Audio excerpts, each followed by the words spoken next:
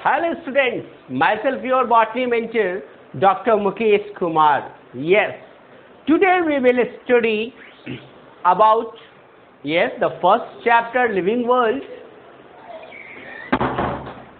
and our topic for today is taxonomic aids, right? So, taxonomic aid is very interesting as well as important for your NEET examination. Taxonomic aids में नाम है वर्गीकी सहायता। हम वर्गीकी taxonomy की जब हम पढ़ेंगे तो बहुत चीज़ों की ज़रूरत होगी। क्या क्या आवश्यकताएं होंगी चीज़ों को लेने के लिए, उन चीज़ों के बारे में पढ़ना है, टैक्सोनॉमिक एड्स के बारे में। शुरू से लेते हैं। सबसे पहली बात, सहायता करनी है। टैक्सोनॉमी में सहायता के लिए वर्ड यूज किया उन्होंने एड्स। टैक्सोनॉमिक स्टडी करनी है आपने टैक्सोनॉमी को पढ़ा है। बहुत सारे प्लांट्स हैं हमारे पास, बहुत सारे एनिमल्स हैं हमारे पास, उन सभी को सिस्टमैटिक स्टडी करने की बात हो रही थी, this is called taxonomy. Grouping करने की बात हो रही थी, दिस इज कॉल्ड टैक्सोनॉमी। तो टैक्सोनॉमी में करते क्या है भाई? हर दुनिया के हर लोग स्वार्थी होते हैं। मुझे लगता है स्वार्थी होना भी चाहिए, बी प्रोफेशनल।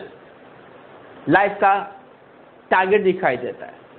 तो कोई आदमी यदि टैक्सोनॉमी की सहायता करना चाह रहा है, उसके पीछे उसका अपना स्वार्थ है। कोई आदमी बोलता है मैं इस प्लांट के बारे में बहुत जानता हूँ। प्लांट के बारे में वो इसलिए जानता है क्योंकि उस प्लांट से रिलेटेड वो बिजनेस कर रहा है, रिसर्च कर रहा है, जहाँ से उसकी आमदनी हो रही है। एग्रीकल्चर कर रहा है, एग्रीकल्चर से बेनिफिट्स है। इंडस्ट्री बैठा रहे, इंडस्ट्री से उनको बेनिफिट्स है। जब बेनिफिट्स होने लगता है तो हमारी जिज्ञासा बढ़ने लगती है कि भाई हम कैसे उस चीज़ को और जाने पहचाने। उसी के अंतर्गत हमें पढ़ना है अबाउट टैक्सोनॉमिक एड्स। आइए देखें क्या है ये। तो सबसे पहली बात बताऊं, टैक्सोनॉमिक स्टडीज की बात हो रही है। जब हम टैक्सोनॉमिक स्टडीज करते हैं, टैक्सोनॉमी में हम पढ़ाई की बात शुरू करते हैं, राइट? तो जब पढ़ाई की बात करेंगे इस टैक्सोनॉमी में, तो हम किसकी पढ़ाई की बात करेंगे? हमारे पास कौन कौन हो सकते हैं? एक तो प्लांट हो सकता है जिसके बारे में हम पढ़ाई करते हैं। दूसरा एनिमल्स की बात हो सकती है। And third one other organisms. इनके अलावा और भी दूसरे ऑर्गेनिजम्स हैं जो हो सकते हैं। अब भाई इन तीनों की जो हम क्या करते हैं, हम पढ़ाई करते हैं, स्टडी करते हैं, टैक्सोनॉमिक स्टडीज करते हैं plants, animal and other organisms की। पर्पस क्या है? क्योंकि हम जानना चाहते हैं कैसे हमारे लिए ये यूजफुल है, कैसे यूजफुल है ये हमारे लिए। और इस यूजफुल के लिए हम देखते क्या है कि हमें इन्हें तीन तरह से यूजफुल दिखाई देता है। या तो हम फॉरेस्ट्री की बात करें, उस रूप में हम प्लांट की बात कर रहे हैं, फॉरेस्ट्री ले रहे हैं। हम एग्रीकल्चर की बात करते हैं, या एनिमल या अदर ऑर्गेनिजम्स की हम बात करें, तो वैसी स्थिति में हम बात करते हैं किसकी? हम बात करते हैं इंडस्ट्री की। अब एनिमल में पोल्ट्री भी हो गए, हाँ, बहुत सारी इंडस्ट्रीज हैं। तो ये तीन चीज मैंने बताई, बेसिक फॉरेस्ट्री, एग्रीकल्चर और इंडस्ट्री के लिए यूजफुल है ये तीनों। इसीलिए तो हमें करना है टैक्सोनॉमिक स्टडीज। अब रही बात, ये जो हम टैक्सोनॉमिक स्टडीज करेंगे तो हम क्या चाहेंगे? जितने ये सोर्सेज हैं हमारे पास, ये कहाँ से मिलता है? तो इसके लिए दो इम्पॉर्टेंट चीजें जाननी है। पहला है, इसके लिए हमारे पास बायो रिसोर्सेज है, जैविक संसाधन, और इसके अंदर बहुत सारी विविधताएं हैं। बायोडाइवर्सिटी, दो बातें प्रकाश में आई यहाँ पे। पहली बात मैंने कहा कि हमारे पास बहुत सारे बायो रिसोर्सेज हैं, और जब बायो रिसोर्सेज ज़्यादा होंगी तो उनके अंदर वेरिएशंस होगा, जो वेरिएशंस होंगे उनके नंबर में, उनके टाइप्स में, हमने पढ़ा था दिस इज कॉल्ड बायोडाइवर्सिटी, ये बायोडाइवर्सिटी आएगी। क्लियर?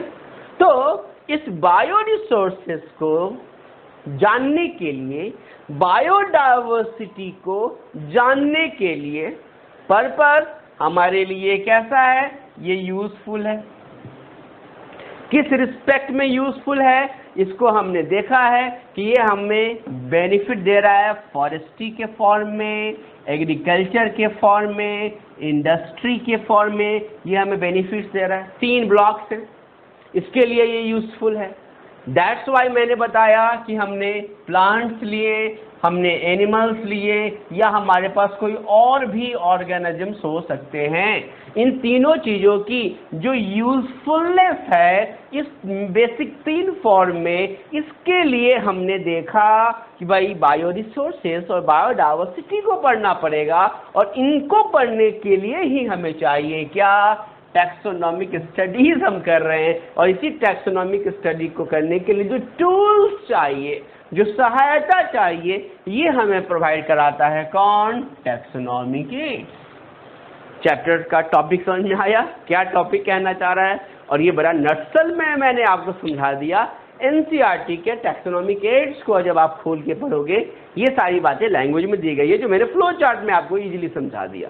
राइट स्टूडेंट्स, अब आइए अभी जब बायोडाइवर्सिटी की जो बात होती है तो इस बायोडाइवर्सिटी में 2 बातें होंगी। पहली बात क्या होगी कि आप देखेंगे बायोडाइवर्सिटी में कि भाई यहाँ पे 2 तरह की बातें आएंगी। एक, इसकी कलेक्शन, कलेक्ट किया जाएगा, राइट, और कलेक्शन के बाद हम क्या करते हैं, उसका अलग अलग क्लासिफिकेशन करते हैं और फिर हम उसे पहचानते हैं। तो यहाँ 2 इंपॉर्टेंट स्टेप लेते हैं। एक तो हमने बताया आपको क्लासिफिकेशन, एंड दूसरा इंपॉर्टेंट आया क्या, आइडेंटिफिकेशन। क्योंकि हम ला रहे हैं, जब ले आए तो बायोडाइवर्सिफाइड हो गया। अब बायोडाइवर्सिफाइड हो गया तो हमें क्या करना है, हमें उसके बारे में क्लासिफिकेशन करना होगा। अब ये क्लासिफिकेशन जब हो जाएगा तो उसके बाद उसमें ही कुछ ना कुछ हम उसको आइडेंटिफाई करते हैं। आइडेंटिफिकेशन के लिए भी हमें टूल्स चाहिए। ये जो हम क्लासिफिकेशन करते हैं, क्लासिफिकेशन करेंगे, उसको पहचानेंगे, राइट, और इसके लिए हमें क्या करना पड़ता है, हमें इस बायो रिसोर्सेज की कभी कमी नहीं हो, इसलिए इस टैक्सोनॉमिक एड का जो सबसे इम्पोर्टेंट एस्पेक्ट है, वो इम्पोर्टेंट एस्पेक्ट है क्या, कि हमेशा रिच होना चाहिए बायोडाइवर्सिटी। जब बायो रिसोर्सेज भी रिच होगा, जब बायोडाइवर्सिटी रिच होगी, तो बायोडाइवर्सिटी को रिच करने के लिए बायो रिसोर्स रिच करना पड़ेगा।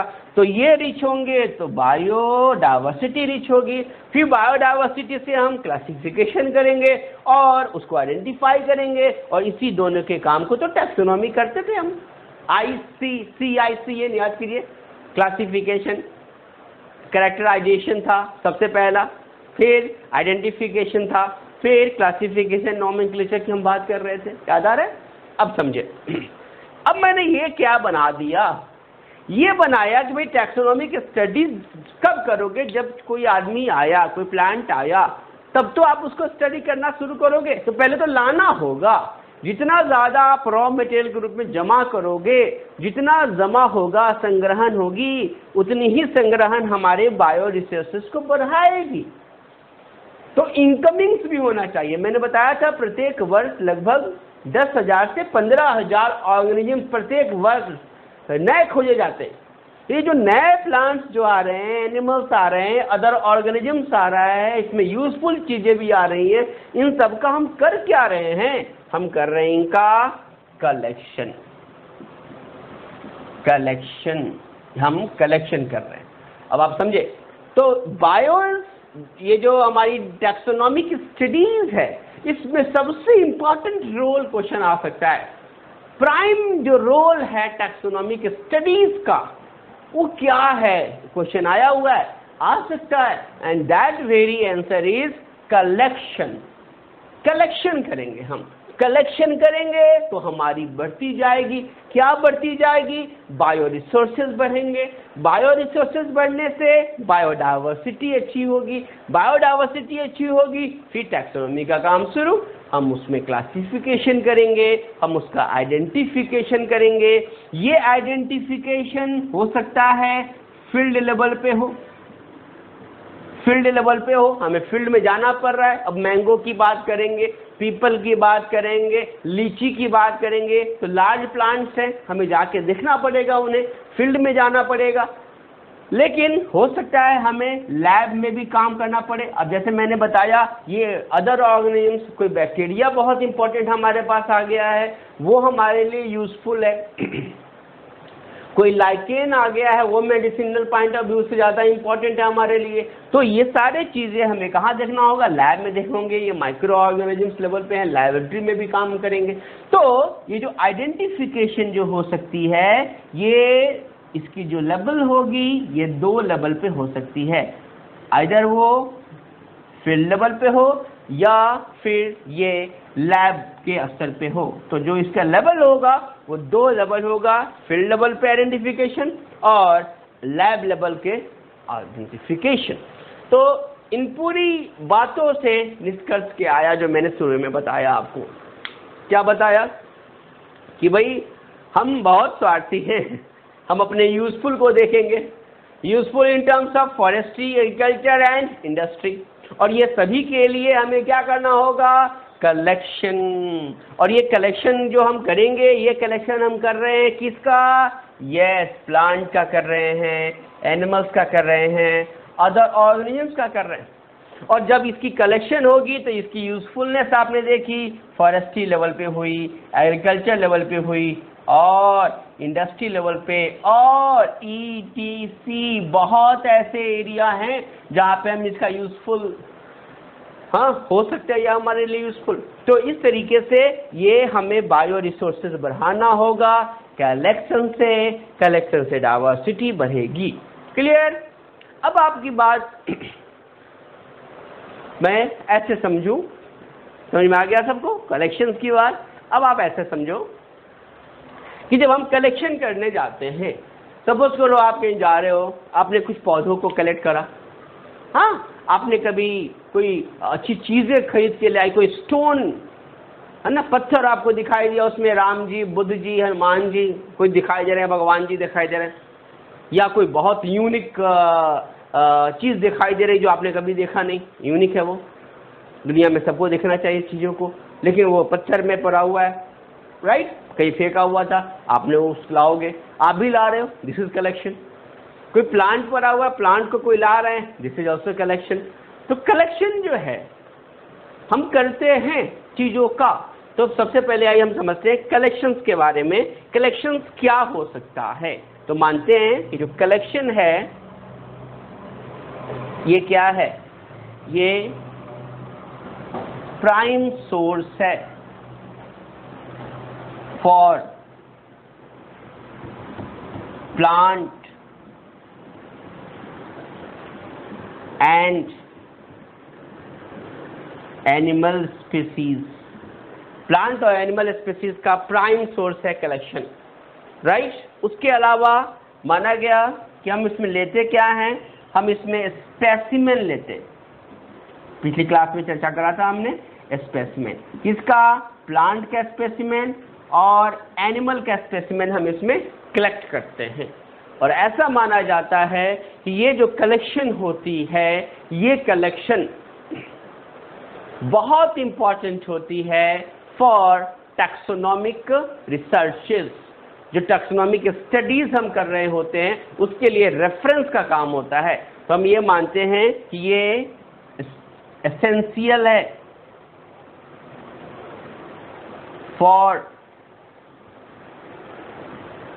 सिस्टेमैटिक्स।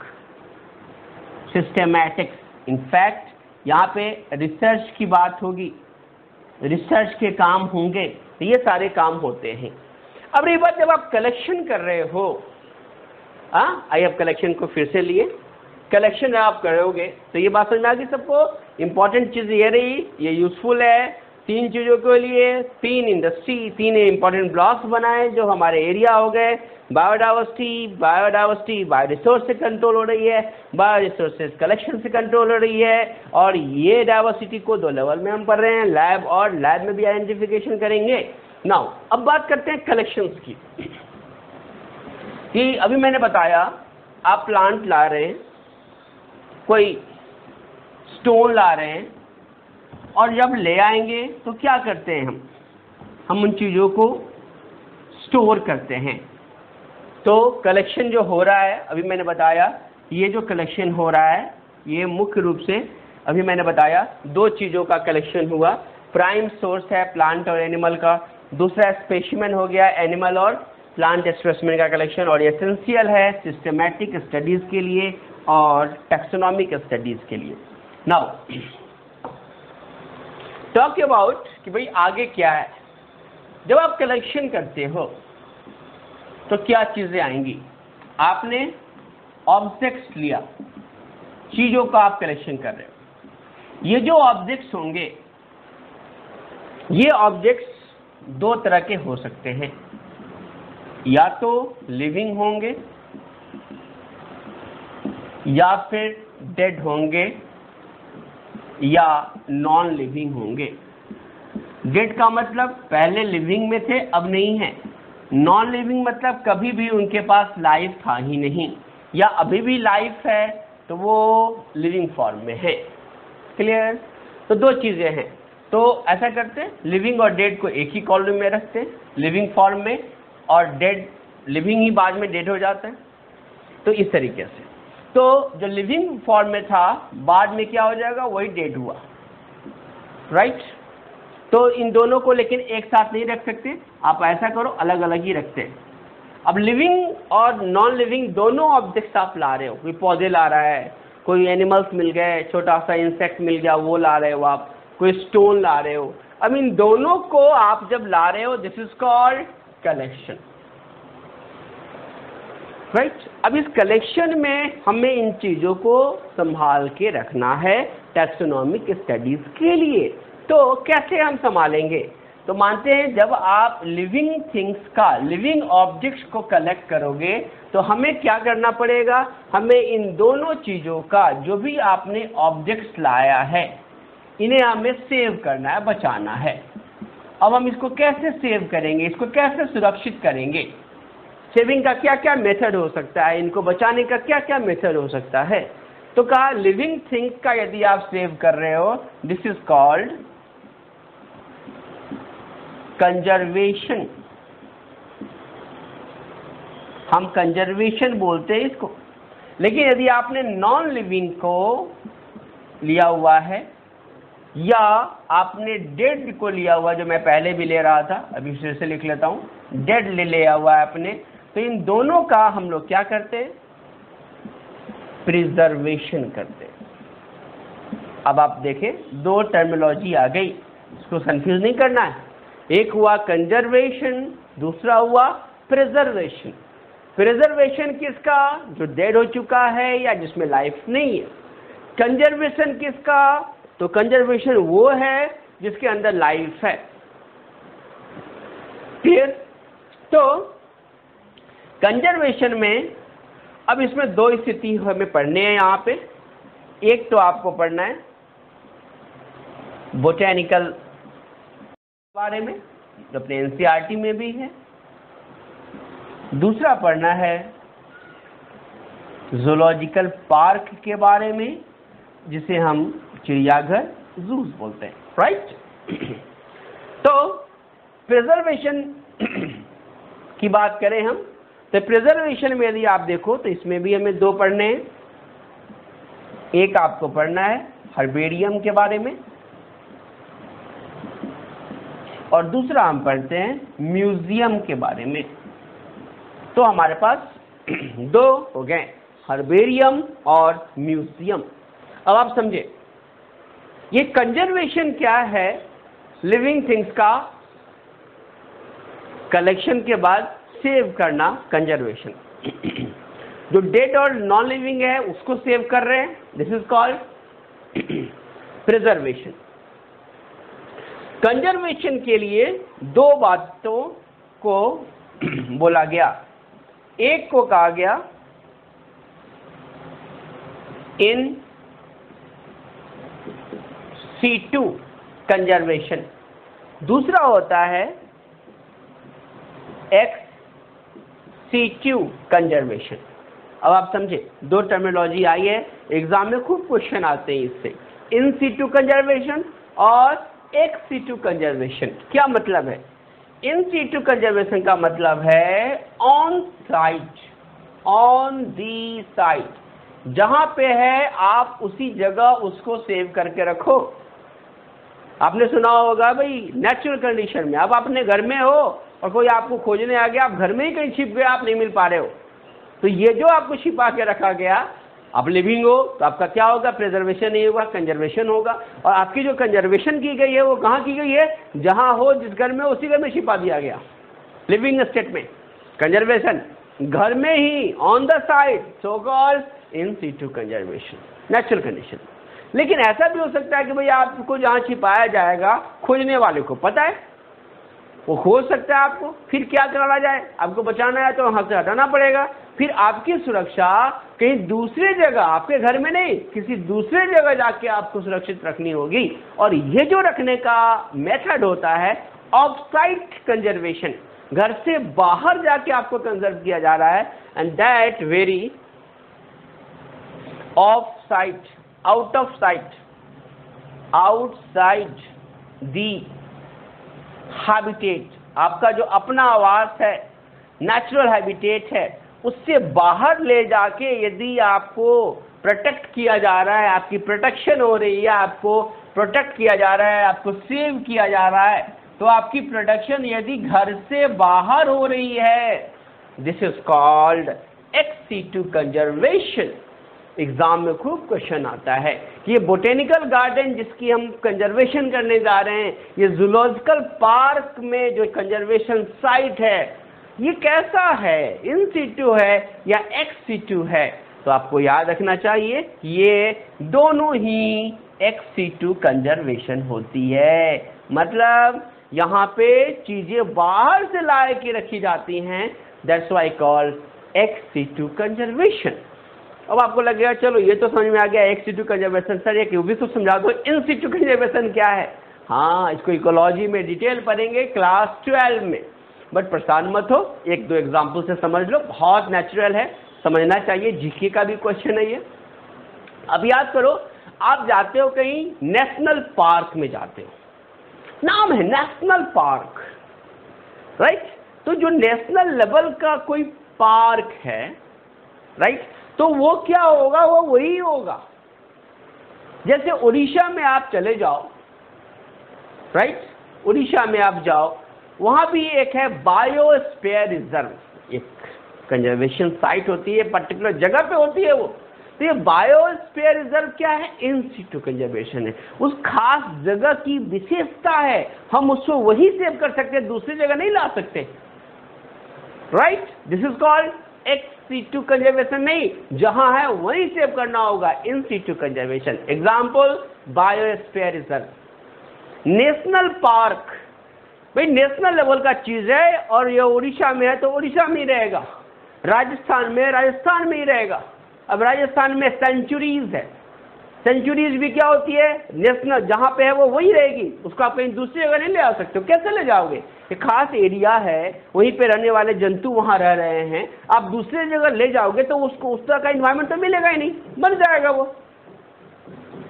तो ये मर जाएगा, इसका मतलब क्या हुआ? वो उसका नेचुरल हैबिटेट नहीं, आपको सेव करना है तो उसको उसी जगह प्रोटेक्ट करना पड़ेगा। तो जो जहां का है वहीं पे हमने उसके प्रोटेक्ट करा हुआ है, then it is called in situ conservation. तो इन सीटू कंजर्वेशन में यदि आप एग्जाम्पल कोट करना चाहे तो कोट कर सकते हो क्या? National park first, second biosphere reserve, right, sanctuaries, ये सब हम पढ़ेंगे। 12 में भी आपको पढ़ना है इकोलॉजी में। ये जस्ट एग्जाम्पल में बताया इन सीटू, और एक्स सीटू का तो 2 हमें पढ़ना ही है। एक कौन? Botanical garden, and another one is the zoological park. तो इस तरीके से हमारे पास 2 टर्मिनोलॉजी हो गए। कंजर्वेशन, जहां हम लिविंग ऑब्जेक्ट्स का प्रोटेक्शन करेंगे, प्रिजर्वेशन, जहां पे हम डेड और नॉन लिविंग का प्रोटेक्शन करेंगे अंडर हर्बेरियम एंड म्यूजियम, और कंजर्वेशन ऑफ प्लांट है तो बोटेनिकल गार्डन, एनिमल्स आ रहे हैं, this is the zoological park, right. अब आइए 1 बाय 1 देखें, इन चारों को हमें पढ़ना है। फर्स्ट हम ऐसा करते हैं, प्रिजर्वेशन को खत्म करते हैं, दैट इज हर्बेरियम से शुरू करेंगे, प्रिजर्वेशन की बात होगी। तो इस तरीके से 2 चीजें आपने समझी। कंजर्वेशन 2 तरह से हो सकता है, एक इन सीटू, दूसरा एक्स सीटू। ये बड़ा टिपिकल वर्ड है, फेमस वर्ड है, समझना है आपने।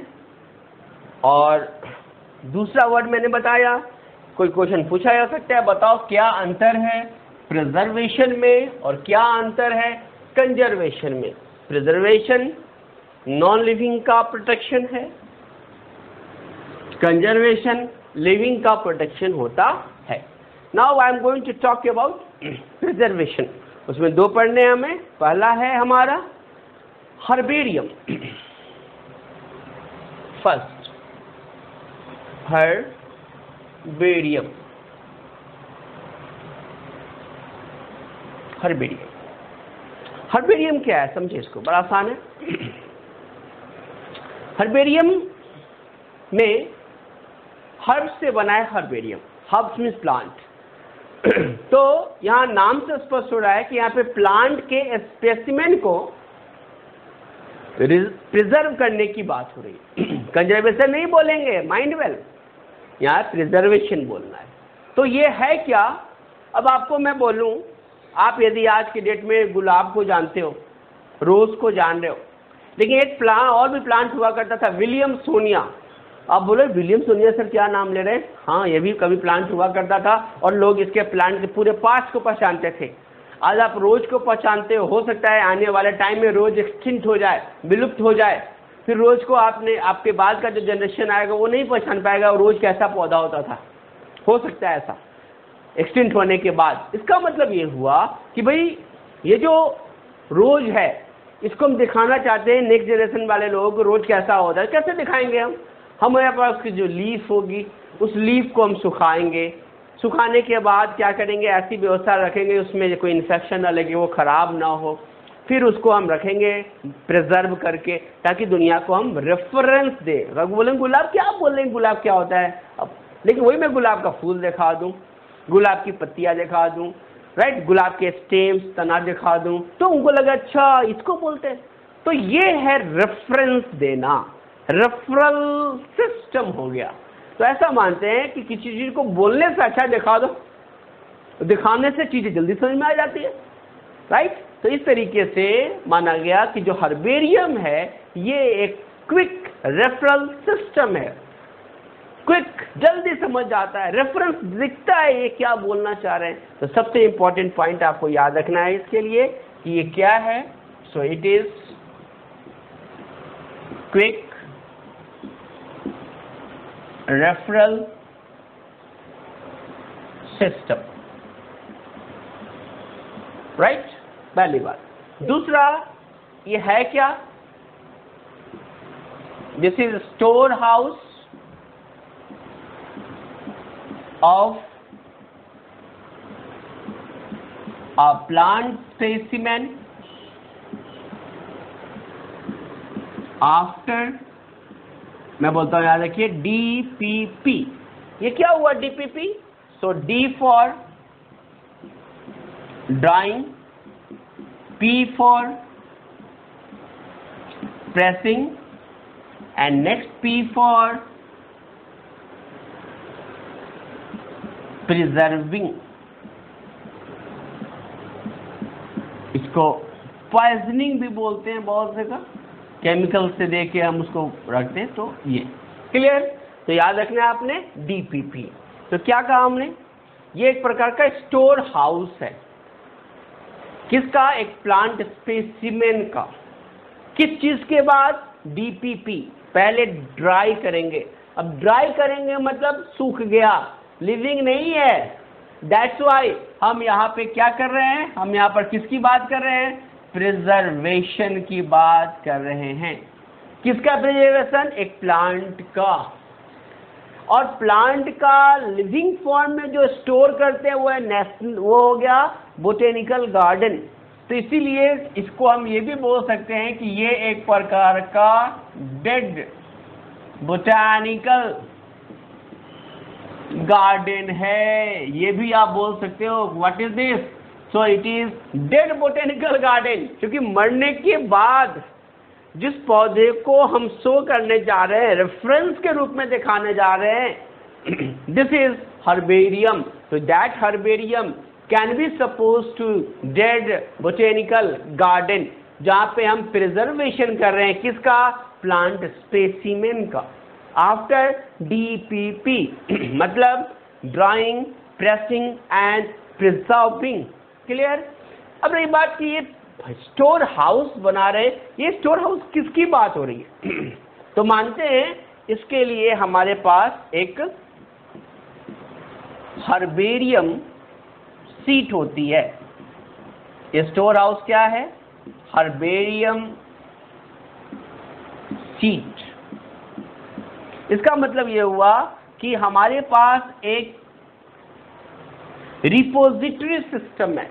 हम जब जमा करते हैं चीजों को, तो जमा करने के लिए एक इंटरनेशनल फ्रेम बनाया गया, रूल्स बनाए गए हैं, जिसे फॉलो करने पे नेशनल लेवल पे हम चीजों को डेमोन्स्ट्रेट कर सकते हैं। तो उसके लिए बनाया गया कि भाई हर्बेरियम सीट होगी। इसी हर्बेरियम सीट पे इस प्लांट स्पेसिमेन को क्या करते हैं, प्रिजर्व करते हैं। किस चीज के बाद करते हैं, ड्राइंग, प्रेसिंग के बाद प्रिजर्व इसी पे होता है। अब आपके लिए नई चीज आ गई कि एक हर्बेरियम सीट की बात हो रही है। अब ये क्या होता है हर्बेरियम सीट, इससे क्वेश्चंस खूब आते हैं। फिर मैकेनिज्म की भी बात करूंगा, आइए समझ ले पहले। ये एक प्रकार का मान लो हर्बेरियम सीट है। अब ये हर्बेरियम सीट के बारे में बोला गया कि भाई इसके लिए क्या होना चाहिए, इसके लिए कुछ टर्म्स कंडीशंस बनाए गए। पहला क्या हुआ कि ये कैसा होना चाहिए, तो ये यूनिवर्सली एक्सेप्टेड साइज इसकी होनी चाहिए। इसकी साइज यूनिवर्सली एक्सेप्टेड होनी चाहिए, या इसकी जो यूनिवर्सली एक्सेप्टेड इसका फ्रेम होना चाहिए। इसी में सारी बातें आ जाएंगी। क्या मतलब, कहा कि भाई यूनिवर्सली क्यों, क्योंकि ये कहीं भी दिखाया जा सकता है, राइट। तो इसके लिए कहा गया कि इसके लिए एक इंटरनेशनल स्टैंडर्ड साइज होना चाहिए। एंड डायट साइज जो है ये 41 इंटू 29 सेंटीमीटर स्क्वायर होनी चाहिए, राइट। और दूसरे फॉर्म में लें तो ये 15.5 इंटू 11.5 इंच के होने चाहिए, राइट। तो ये एक स्टैंडर्ड साइज हो गया इसका। दूसरा कहा कि भाई इस पे हम प्लांट स्पेसिमेन को कैसे रखेंगे, क्या तरीका होना चाहिए, तो कहा है ना ये 16.5 से 11.5। तो ये लेंथ हो गया, this is the first largest, ये होगी इसकी लेंथ, और ये इसका ब्रीथ हो गया। क्लियर, चौड़ाई हो गई उसकी। अब आइए बात करते हैं, ये तो साइज हो गया ये हर्बेरियम सीट की, राइट। ये हमने लिया है, लंबाई थोड़ा सा ज़्यादा लेंगे हम, ये हमने स्क्वायर में बनाया है, इसको स्क्वायर में नहीं लेंगे, रेक्टेंगुलर साइज का हो जाएगा, लंबाई ज़्यादा होगी और चौड़ाई ब्रीथ कम होगा। तो ये यदि हमने कहा ना 16.5 है, ये 11.5 हो जाएगा। अब इस पे ये हर्बेरियम सीट हो गया, राइट। अब इसमें क्या होता है कि यहाँ पे हम क्या करते हैं, इसके लिए कौन कौन से इंफॉर्मेशन होंगे। अब इंफॉर्मेशन क्या होगा, इंफॉर्मेशन तो याद रखना है, मैंने इसको ट्रिक्स बनाया है, निमोनिक्स याद रखना है। जैसे आप मोबाइल में जब आप व्हाट्सएप बनाते हो तो क्या करते हो, डीपी लगाते हो, डीपी, फिर नाम लिखते हो और आपके फ्रेंड्स और फैमिली होते हैं। उसी तरह से मैंने कहा इसको भी ऐसे ही समझो।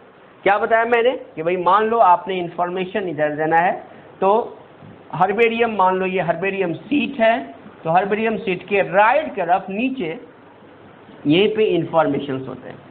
इस इंफॉर्मेशन में मैंने बताया क्या होगा, डीपी होगा, नेम होंगे और मैंने बताया ना फैमिली एंड फ्रेंड्स, फैमिली होंगे। तो याद रखना है आपको इस तरीके से कि यहाँ पे 3 चीजें होंगी। पहला जो होगा वो क्या होगा, डीपी की बात मैं कर रहा हूं। तो डीपी का क्या मतलब होता है, डीपी का मतलब होता है कि डेट एंड प्लेस। तो इस तरीके से यहाँ पे आप देखो, first date and place of collection, हमने जिस चीज को कलेक्ट किया है उसका क्या डेट होना चाहिए और प्लेस कहां से हमने कलेक्ट किए हैं, पहली बात हो गई। ठीक है, आइए ऊपर लिखता हूं,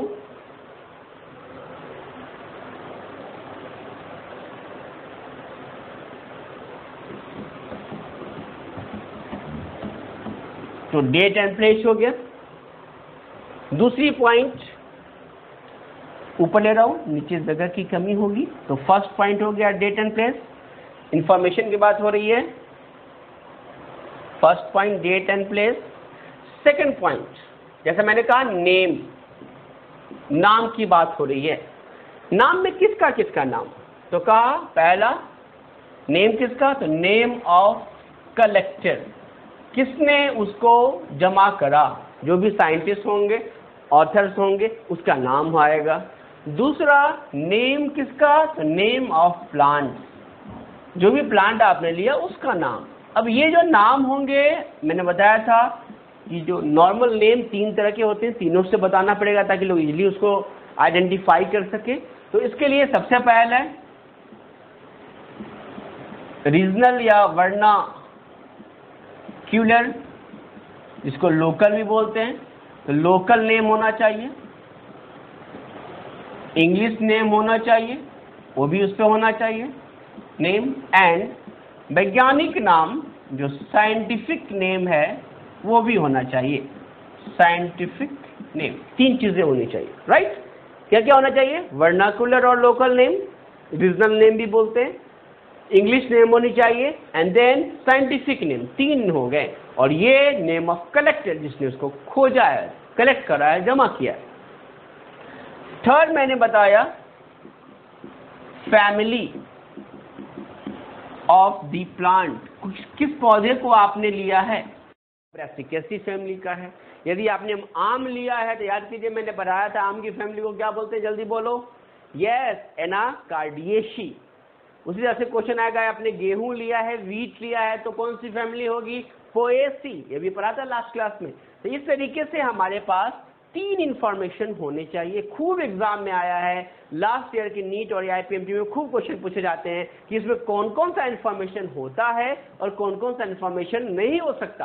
तो बिल्कुल याद रखना है, क्या बोला मैंने, ट्रिक्स बताया आपको, डीपी, डीपी का मतलब डेट एंड प्लेस। फिर मैंने बोला नेम, नेम किसका, तो अभी बताया मैंने, एक तो कलेक्टर का और दूसरा प्लांट का। प्लांट में 3 नाम होंगे, local, English and scientific, and family, किस फैमिली का वो पौधा है, इसकी भी चर्चा होनी चाहिए। तो इस तरीके से हम देखें हर्बेरियम के बारे में इतनी इंफॉर्मेशन होनी चाहिए। एक और बड़ा कॉमन क्वेश्चन आता है, बच्चे बोलते हैं कि सर इसको हम कैसे रखें, आपने तो साइज इसका फिक्स कर दिया, लेकिन मान लो कि यदि हमने कोई लीफ लिया है, जैसे आप ले लो, आपने कोई लीफ लिया है पाम का, या आप देखो बैम्बू का ले लो, राइट ना, या आप ये ले लो मेज ले लो, मकई, मक्का जिसको बोलते हैं, उसकी लीफ लो। अब उसकी लीफ को सेव करना है, लीफ तो लंबी होती है उसकी, अब वो लंबाई तो इस पे आएगा नहीं, तो कैसे आप बोल रहे हो सेव करेंगे, तो बहुत लंबा हो जाएगा, then how we will save it. तो कहा कोई नहीं, उसके लिए हम ऐसा करेंगे, इस हर्बेरियम सीट में जो भी स्पेसिमेन लिए हैं उसकी फोल्डिंग करेंगे, उसको फोल्ड करके मोड़ के रखेंगे, तो फोल्डिंग कैसे हो सकती है, आइए समझते हैं फोल्डिंग के बारे में। तो यदि हम फोल्डिंग की बात करें,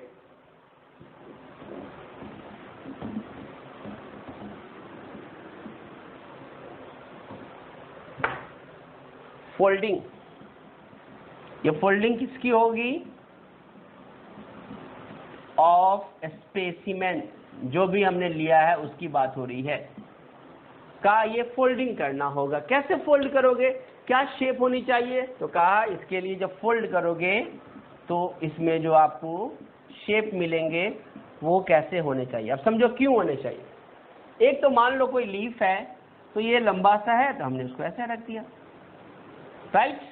मालूम चला कि नहीं ये तो बहुत लंबा था, इसको नहीं रख सकते इसको, तो क्या करेंगे, हम उसको ऐसे लिखेंगे, इसको यहाँ डबल था ऐसे फोल्ड कर दिया। अब आप देखो, यदि मान लो यदि ये हमारा 10 सेंटीमीटर था, तो ये 10 और फिर 10, मतलब यहाँ पे 20 सेंटीमीटर के पार्ट को भी हमने रख लिया, जबकि ये हमारा मैक्सिमम कितना था, याद करो, है ना, हमने लिखा था ये नहीं आ सकता टोटल। तो वैसी स्थिति में यदि हम शेप की बात करें तो आप ऐसा करो, हाफ शेप करना है तो आप एल शेप में रखो या भी शेप में रखो। ये क्या कर देगा, ये 50% साइज को रिड्यूस कर देगा। लेकिन और लंबा है तो आप ऐसा करो, उसको एन शेप दे दो। अब ध्यान दो, एन में क्या हो जाएगा, 3 बार आपने फोल्ड कर दिया, 1 2 3, बस समझ रही है।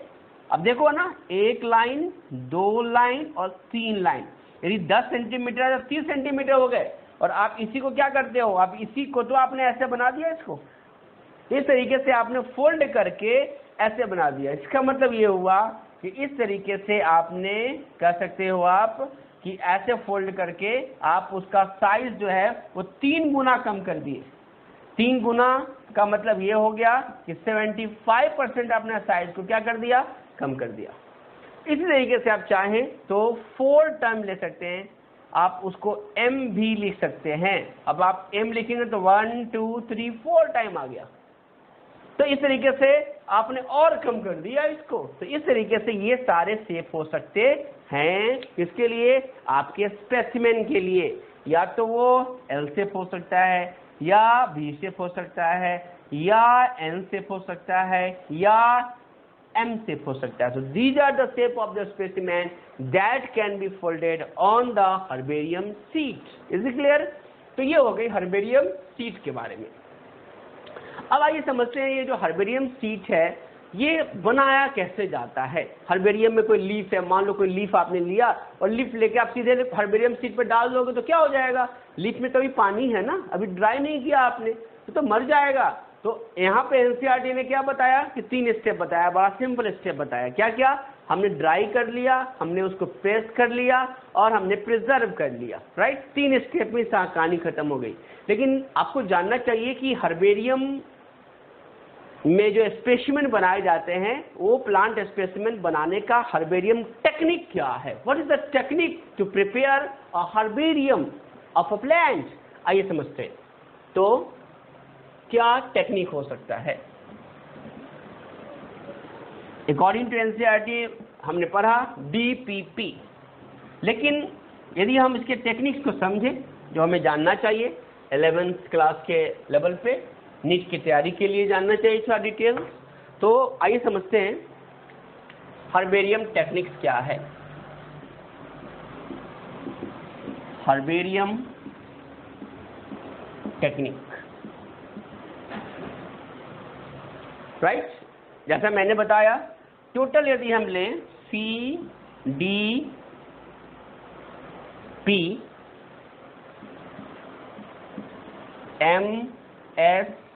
MSLD, तो सर क्या लिख दिया निमोनिक्स हाँ, आइए समझाता हूँ।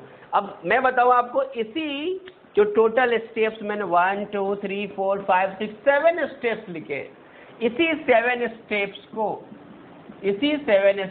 को एनसीईआरटी ने 3 स्टेप में सिंप्लीफाई करके बता दिया और उसका नाम रखा डीपीपी। और हमने 7 स्टेप में क्या बनाए, ये बनाए, क्या बनाया मैंने 7 में, CDP MS LD, क्या बोला, CDP MS LD, याद हो गया। आइए अब CDP MS LD को समझते हैं, फिर ज्यादा याद होगा। पहला क्या लिखा हमने, ये लिखा हमने कलेक्शन। याद करो, हमने बताया था कि जो फर्स्ट स्टेप होगा टैक्सोनॉमिक स्टडीज के लिए वो क्या होगा, कलेक्शन। जब तक हम कलेक्शन नहीं करेंगे तब तक कैसे क्या करेंगे, पौधे को लाओगे आप, पत्ती को लाओगे आप, तब तो आप उस पत्ती का लीफ का हर्बेरियम बनाओगे आप, राइट। तो पहला काम कलेक्शन। दूसरा काम कलेक्शन के बाद ड्राइंग। ड्राई का मतलब यह हुआ हमें उसे डिहाइड्रेट करना होगा। उसके डिहाइड्रेट नहीं करेंगे तो उसके अंदर क्या होगा, पानी होगा, कार्बोहाइड्रेट्स वगैरह होंगे, तो वो बहुत अच्छा सोर्स हो जाएगा भोजन के लिए। और उस भोजन के लिए अटैक करेगा कौन, फंजाई सबसे इंपॉर्टेंट है। फंजाई जीता ही है सरे गले चीजों पे, और ये सरे गली चीज है लीफ हमारे, तो पहुंच जाएगा फंजाई। तो फंजाई से बचाने के लिए, बैक्टीरिया से बचाने के लिए नहीं, दूसरे इन्फेक्शन से बचाने के लिए हमें क्या करना होगा, उसको तो सुखाना होगा। जब हम ड्राई कर लेंगे, सुखा लेंगे, तो ये ड्राई भी प्रेस करके ड्राई करते हैं। जैसे बहुत क्या करते हैं, जैसे आप लीफ लाए हो और आपके पास पेपर होता है न्यूज़पेपर, आप उससे भी कर सकते। न्यूज़पेपर लाया है, लिया, और न्यूज़पेपर नीचे न्यूज़पेपर, ऊपर न्यूज़पेपर, दो तरफ 2 लेयर लगा लिए, और एक कोई भारी चीज से उसके ऊपर डाल दो। फिर 4-5 दिनों के बाद हटाओ, फिर देखोगे आपकी जो न्यूज़पेपर थे बिल्कुल भींग चुका है और लीफ पतला सा हो गया, उसकी थिकनेस भी कम हो गई है। फिर उसको फिर चेंज करो। इस तरह से बार बार रिपीट करके हम क्या करते हैं, उसको प्रेस करते हैं और ड्राई करते हैं, राइट। तो इसी को बोला जाता है ड्राइंग। बस में गई। उसके बाद हमें क्या करना है, पॉइजनिंग। अब ये पॉइजनिंग को ही, इस पूरी बात को, ये बड़ा इंपॉर्टेंट स्टेप है पॉइजनिंग। पॉइजनिंग इसलिए ताकि वहां पे क्या हो जाए, वहां पे कोई भी इन्फेक्शन ना आ सके, तो इसलिए पॉइजनिंग करना जरूरी है। अब इन्फेक्शन क्या आ सकता है, अभी मैंने बताया ना, फंजाई, बैक्टीरिया, है ना, प्रोटोजोन्स कुछ आ सकते हैं। यहाँ पे इन्फेक्शन में ज्यादा चांस फंजाई का है। तो वैसी स्थिति में हम क्या करेंगे, हम कुछ केमिकल्स बना के रखते हैं जिसके कारण वो इन्फेक्शन नहीं आती है। जैसे बड़ा कॉमन डिस्कस किया जाता है पॉइजनिंग्स के लिए, क्या करते हैं, HgCl2 मर्करी क्लोराइड का 0.1% रखते हैं। इससे क्या होता है, आप उसको भी ले सकते हो। इसके अलावा FAA formaldehyde, acetone, acetaldehyde, right, alcohol. तो एसीटोन, अल्कोहल और फॉर्मल्डिहाइड तीनों का एक खास कॉम्बिनेशन 5:5:10 में लेते हैं, और इसको भी हम लोग यूज कर लेते हैं काय के लिए, इसकी पॉइजनिंग के लिए। तो इस तरीके से ये जो केमिकल यूज करते हैं ताकि कोई इन्फेक्शन उसके ऊपर ना आ जाए, and this is called poisoning, right. तो पॉइजनिंग हो गया, अब इन्फेक्शन का डर खत्म हो गया हमें। अब क्या करेंगे, तो ये मेन मैं मानता हूं सबसे इंपॉर्टेंट यही 3 स्टेप्स होते हैं मेरे हिसाब से, राइट। और बहुत इनिशियल स्टेप है, कलेक्शन के बाद ड्राई करना, ड्राई के बाद पॉइजनिंग करना। पॉइजनिंग को ही हम बोलते हैं सब्लिमेट, कोरोसिव सब्लिमेट्स भी कहा जाता है इसे, राइट। नाउ अब रही बात, ये जो है हमें क्या करना है अब उसको, उसके बाद जब हमने काट लिया वो उसकी क्या नाम है पॉइजनिंग कर ली, तो अब हमें क्या करना है उसको, उसकी माउंटिंग करनी होती है। तो M stand for, now M stand for mounting. Mounting समझते हैं ना, जिस साइज का है उसके चारों तरफ हम उसकी लेबलिंग करते हैं, ये माउंटिंग हो गया। माउंटिंग के बाद क्या करेंगे, हम स्टिचिंग करेंगे। हर्बेरियम शीट के ऊपर हम उसको क्या करेंगे, स्टिचिंग करेंगे। तो 2 स्टेप्स हो गया, माउंटिंग, माउंटिंग के तुरंत बाद स्टिचिंग, क्लियर। अब जब स्टिचिंग जब हो जाएगी तो अब क्या करेंगे, हम बताएंगे उसमें लीफ में कौन कौन से पार्ट हैं, स्टेम लिया है तो कौन सा पार्ट दिखाना चाह रहे हैं, फ्लावर है तो फ्लावर के कौन से पार्ट्स को हम बताना चाह रहे हैं। तो हम कहते हैं इसकी लेबलिंग। अब इसकी लेबलिंग होगी, और जब लेबलिंग हो जाएगा प्रॉपर तरीके से, फिर क्या करना है, हमें उसको डिपॉजिट करना है, डिपोजिशन, और ये लास्ट स्टेप है। और ये डिपॉजिट सेंटर है, डिपॉजिट करेंगे, हम इसे जमा कर देंगे। और ये जमा कहाँ करते हैं, हर्बेरियम सेंटर्स होते हैं, स्कूल लेवल पे, कॉलेज लेवल पे, यूनिवर्सिटी लेवल पे, नेशनल लेवल पे और इंटरनेशनल लेवल पे हर्बेरियम सेंटर्स बने हैं, जहाँ पे हम हर्बेरियम को स्टोर करते हैं। This is called herbarium storing centre, right. तो याद रखना है, मैंने बताया 3 स्टेप्स। अभी मैंने बताया सबसे इंपॉर्टेंट स्टेप, अभी भी मैं बताऊं, ये फर्स्ट है 3 का, CDP, collection, drawing and poisoning. इसके बाद क्या करना है, माउंटिंग। माउंटिंग मतलब जैसे ये फिंगर मैंने लिया, फिंगर का ये माउंटिंग कर दिया, ये फिंगर की माउंटिंग हो गई। अब इसमें हमने अलग अलग पार्ट्स बताए हुए हैं, तो गिर ना जाए इसलिए हमने इसको स्टिचिंग कर दिया। स्टिचिंग के बाद कौन सा पार्ट क्या है उसके बारे में बता रहे हैं, दिस इज कॉल्ड लेबलिंग। और लेबलिंग जब हो गई, फिर तैयार हो गया आपका हर्बेरियम सीट। अब उसको क्या करेंगे, आप अच्छी जगह जमा कर देंगे, ताकि ये रेफरेंस सिस्टम है, रेफरल मटेरियल है, ताकि लोग रेफरेंस से इसको समझ सके, आइडेंटिफाई कर सके। इसीलिए इसको फिर से डिपॉजिट कर देंगे हर्बेरियम सेंटर में। और ये हर्बेरियम सेंटर माइक्रो लेवल पे भी है, मैक्रो लेवल पे भी है, माइनर लेवल पे भी है, मेजर लेवल पे भी है। जैसे मैंने कहा, स्कूल से लेके यूनिवर्सिटी तक, स्टेट से लेके नेशन तक, और इंटरनेशनल लेवल पे भी हर्बेरियम सेंटर अलग अलग बनाए गए हैं हर जगह पे, राइट। रीजनल लेवल पे, लोकल लेवल पे, नेशनल लेवल पे और वर्ल्ड वाइड लेवल पे बनाए गए हैं। तो आइए थोड़ा सा कुछ हर्बेरियम सेंटर्स के बारे में जानकारी लेते हैं कि हर्बेरियम सेंटर कौन है, कुछ फेमस हर्बेरियम सेंटर की बात करते हैं। तो याद रखना है कि 3 स्टेप्स हो गए। आप अपने घर में भी चाहो तो चलो इसको इंटरेस्टिंग बनाओ, आप ले लो, आप 2-4 पौधों का आप अभी से हर्बेरियम सीट बनाओ। ये मॉर्फोलॉजी में हमें काम आएगा जब हम मॉर्फोलॉजी पढ़ेंगे, है ना। आप ऐसा करना, पीपल का पेड़ ले लो, राइट। मैं देखूंगा, आप लोग से बात करूंगा जब हमारा इंटरेक्शन होगा आपके साथ लाइव क्लास पे, राइट ना। जब हम जूम होंगे तो उसमें मैं देखूंगा, आप दिखाओगे मुझे। आप क्या करो, एक पीपल का पेड़ ले लो, राइट। पीपल के पेड़ को क्या करना, अपोजिट करके उसको प्रेस कर देना, 2-3 बार प्रेस करोगे, पेपर से बताया। फिर एक मार्केट से जाओ, हर्बेरियम सीट बोलोगे, वो खरीद दे देंगे। फिर आप क्या करना, उस हर्बेरियम सीट पे उसको लगा देना, सेलो टेप आता है ना, सेलो टेप से उसको आप क्या करना, ये स्टिचिंग की बात हो रही है, स्टिचिंग कर देना। उसके चारों तरफ से आप चाहो तो माउंटिंग भी कर सकते हो, स्केल पेंसिल से भी आप उसके चारों तरफ की मार्जिन खींच सकते हो। फिर उसके बाद क्या करोगे, आप लेबलिंग कर सकते हो उसका लेवल, जैसे उसका स्टेम का कौन कौन सा लेवल है। स्टेम लेवल नहीं भी करो, आप रखना, लेबलिंग में समझा दूंगा। और आप तैयार करके रखोगे, उसके ऊपर लिख लोगे, सोर्स लिखोगे, कौन सा लिया पौधा। तो आपने लिया, मान लो पीपल लिया है, मान लो आपने मैंगो लिया है, तो आप लिखोगे मैंगो। क्या क्या लिखना है, डेट एंड प्लेस, किस दिन लिया, किस जगह से लिया आप लिखोगे। फिर क्या लिखोगे, नेम ऑफ कलेक्टर, कौन कलेक्ट किया, आप अपना नाम लिखोगे, आपने कलेक्ट किया है। फिर पौधे का नाम लिखोगे, पौधे के 3-3 नाम होंगे, कौन कौन, वही लोकल नेम क्या बोलते हैं उसको, इंग्लिश नेम क्या बोलते हैं, और साइंटिफिक नाम क्या है। Now you will be a very good taxonomist, आप भी एक वर्ग की वैज्ञानिक बन जाएंगे। तो ये आप करके रखेंगे, मॉर्फोलॉजी जब हम पढ़ेंगे तो काम आएगा। तो डिफरेंट जो लीफ हैं, है ना, उस लीफ को आप कलेक्ट करके, और आप कम से कम 10 हर्बेरियम जरूर बनाओ अपने घर में, ताकि लोगों को लगे तो सही you are going to be a good scientist for doctor भी बहुत बड़े साइंटिस्ट होते हैं। तो ये एक अनुसंधान का कार्य शुरू किया जाए, राइट। तो जरूर आप अपना हर्बेरियम सीट बना के तैयार रखें, और इसे हम देखेंगे। अब आइए बात करता हूं मैं, हर्बेरियम सेंटर की बात हो रही थी। इंडिया में यदि हम हर्बेरियम सेंटर की बात करें, तो मैंने कहा आपके स्कूल में भी है, कॉलेज में भी है, लेकिन आइए हम नेशनल लेवल पे बात कर लेते हैं, और एक इंटरनेशनल लेवल पर भी बात करते हैं। एज एन जीके भी हमें ये नॉलेज होना चाहिए कि क्या होता है। तो बात करते हैं हर्बेरियम कलेक्शन सेंटर। तो इसमें हम बात करें तो 2 लेते हैं हम।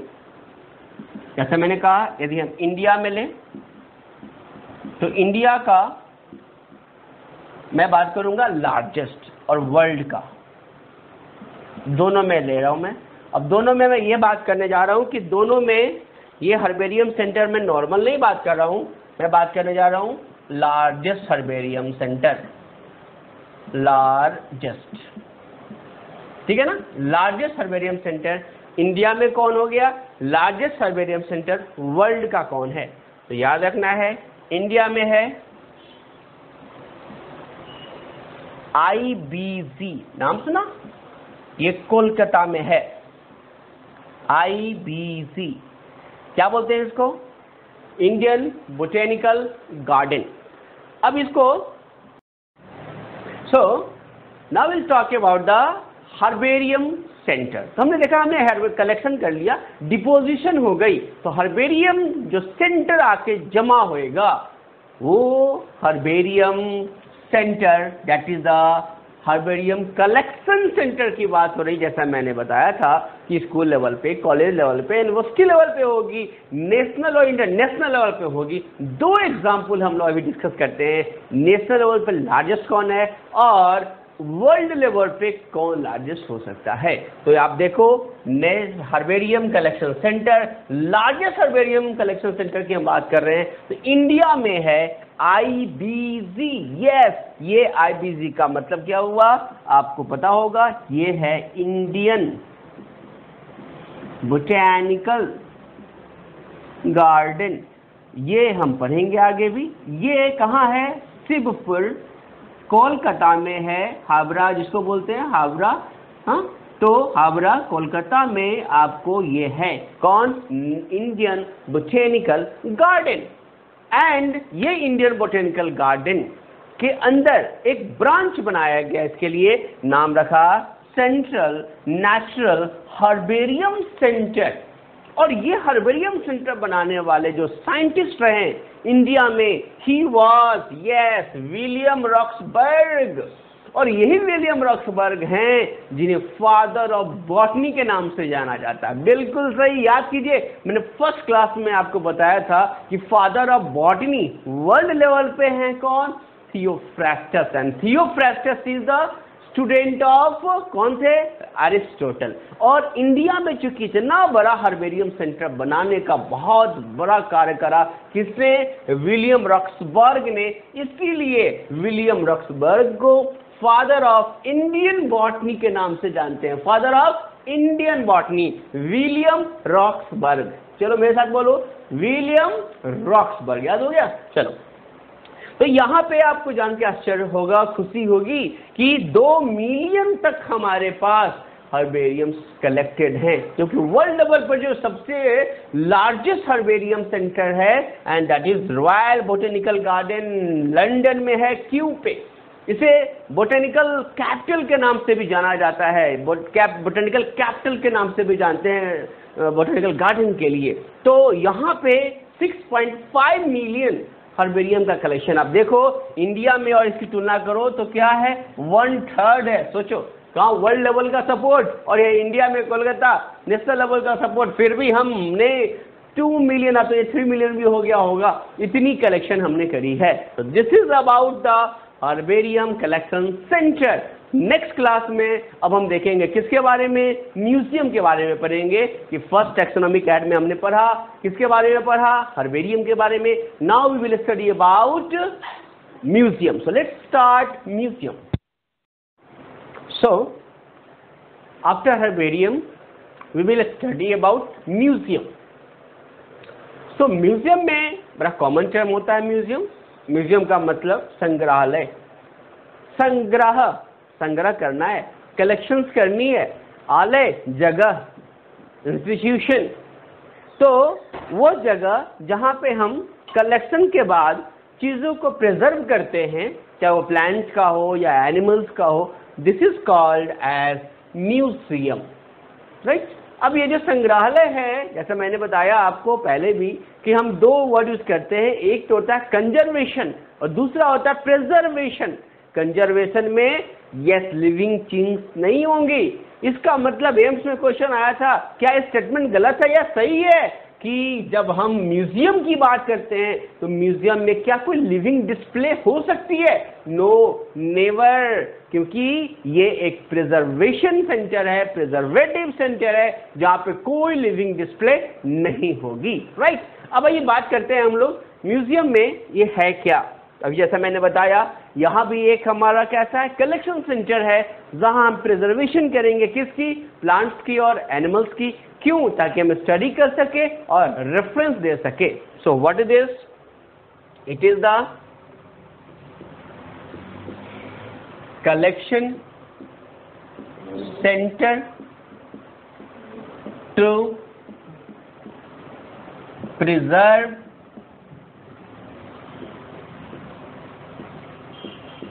plants and animals for study and references. So this is called museum. ये म्यूजियम की बात होगी। यहां पे दो बातें कहा, कलेक्शन करना है, कैसा सेंटर है, कलेक्शन सेंटर। कलेक्शन किसकी? लिविंग नहीं, प्रिजर्वेशन करना है। डेड होंगे, नॉन लिविंग होगी, उसकी प्रिजर्वेशन होगी। और हम बात कर रहे हैं प्लांट्स और एनिमल्स का प्रिजर्वेशन। कलेक्शन के बाद भी हम करते हैं स्टडी और रेफरेंस के लिए, then it's called museum, right.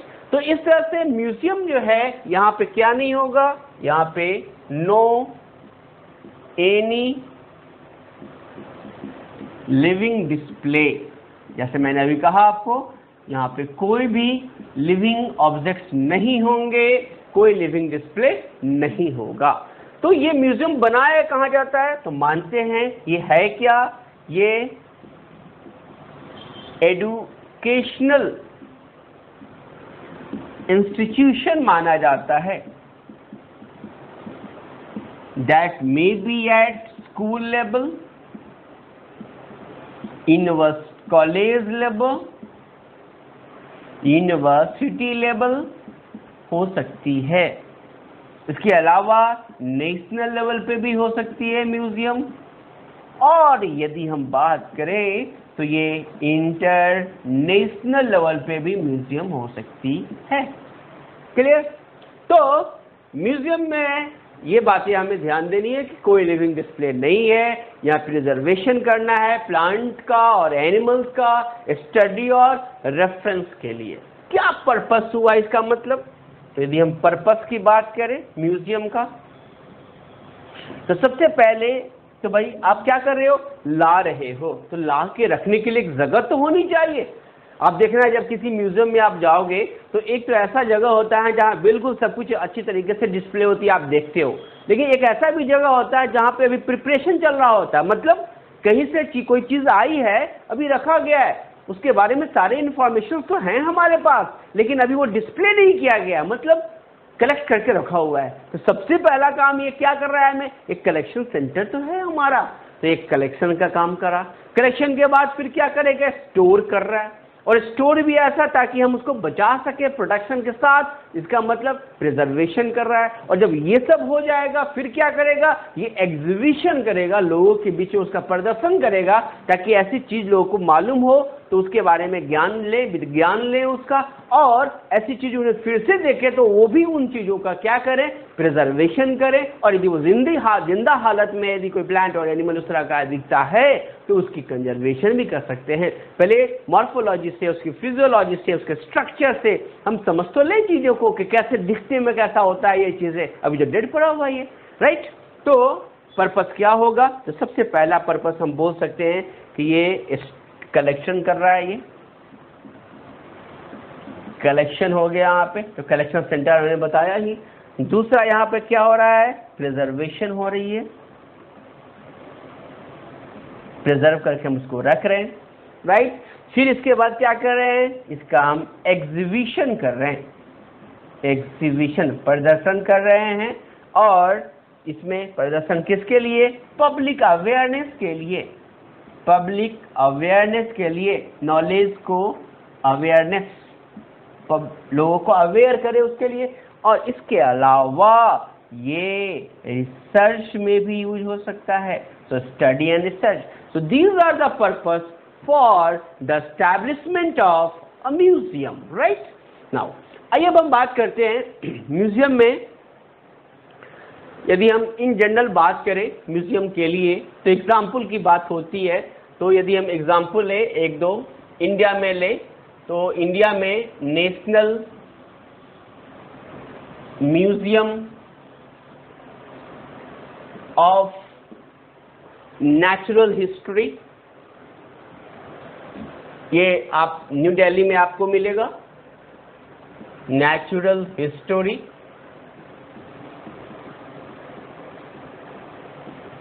New Delhi, ठीक है। उसी तरीके से इंडियन म्यूजियम है, यह आपको कोलकाता में मिलेगा, राइट, वेस्ट बंगाल। एक और जो वर्ल्ड का सबसे लार्जेस्ट माना जाता है lover museum, and this is found in Paris, right. तो इस तरीके से आपको याद रखना है हाँ म्यूजियम के बारे में। तो इंडिया लेवल पे बात करें तो जो बहुत फेमस हुआ हमारा, वो जो एग्जाम में एक बार क्वेश्चन भी आया हुआ है, वो तो ये बिल्कुल याद रखना है जो न्यू दिल्ली में है, this is the national museum of natural history. हाँ, दूसरा हमने कहा आपको याद रखने के लिए कौन, इंडियन म्यूजियम, ये पुराना म्यूजियम है हमारा, फर्स्ट म्यूजियम माना जाता है। और जो वर्ल्ड का सबसे लार्जेस्ट म्यूजियम माना जाता है that is the Lawrence museum, right. याद आएगा लवर, लवर तो याद रहेगा ना, और लवर कहाँ का, पेरिस का, जैसे याद है वैसे वर्ड यूज करते हैं लॉवर, लॉवर है, लवर नहीं है, लॉवर। तो लवर म्यूजियम है इन पेरिस, तो याद रहेगा। वैसे मैं एक और चीज बताता हूँ बच्चों को याद करने के लिए कि भाई याद रखना नील, NIL, नील, N फॉर ये दिल्ली में national museum of natural history, I for Indian museum and L for lover museum found in Paris, right. तो इस तरीके से ये सारी चीजें होंगे किसके लिए, म्यूजियम के लिए। वही बात कि अब म्यूजियम, चलो ये हो गया म्यूजियम कहाँ मिलेगा, ये इंस्टीट्यूशनल एरिया है, समझ में आ गया, क्या पर्पस है ये समझ में आ गया। अब आइए समझे कि अब ये म्यूजियम में हम जो प्रिजर्वेशन करते हैं कैसे करते हैं, क्या मेथड होता है, क्या कोई केमिकल भी होता है जो यूज किए जाते हैं म्यूजियम के लिए। So we will talk about the method, preservation की क्या मेथड होगी म्यूजियम में रखने के लिए। सो कम, सो हम बात करेंगे प्रिजर्विंग मेथड्स। अब ये जो प्रिजर्वेशन की जो मेथड है वो इन बातों पे डिपेंड करेगी कि भाई हमने कैसा लिया है, कलेक्शन हमारा कैसा है, किन चीजों का हमने कलेक्शन करना है, उन बातों पे डिपेंड करेगा मेथड। तो इन जनरल हम देखें तो टोटल हमारे पास डिफरेंट 5 मेथड्स हैं जिसके अंतर्गत क्वेश्चंस भी आए हैं और हमें उसको पढ़ना चाहिए, इंटरेस्टिंग। सो प्रिजर्वेटिंग मेथड,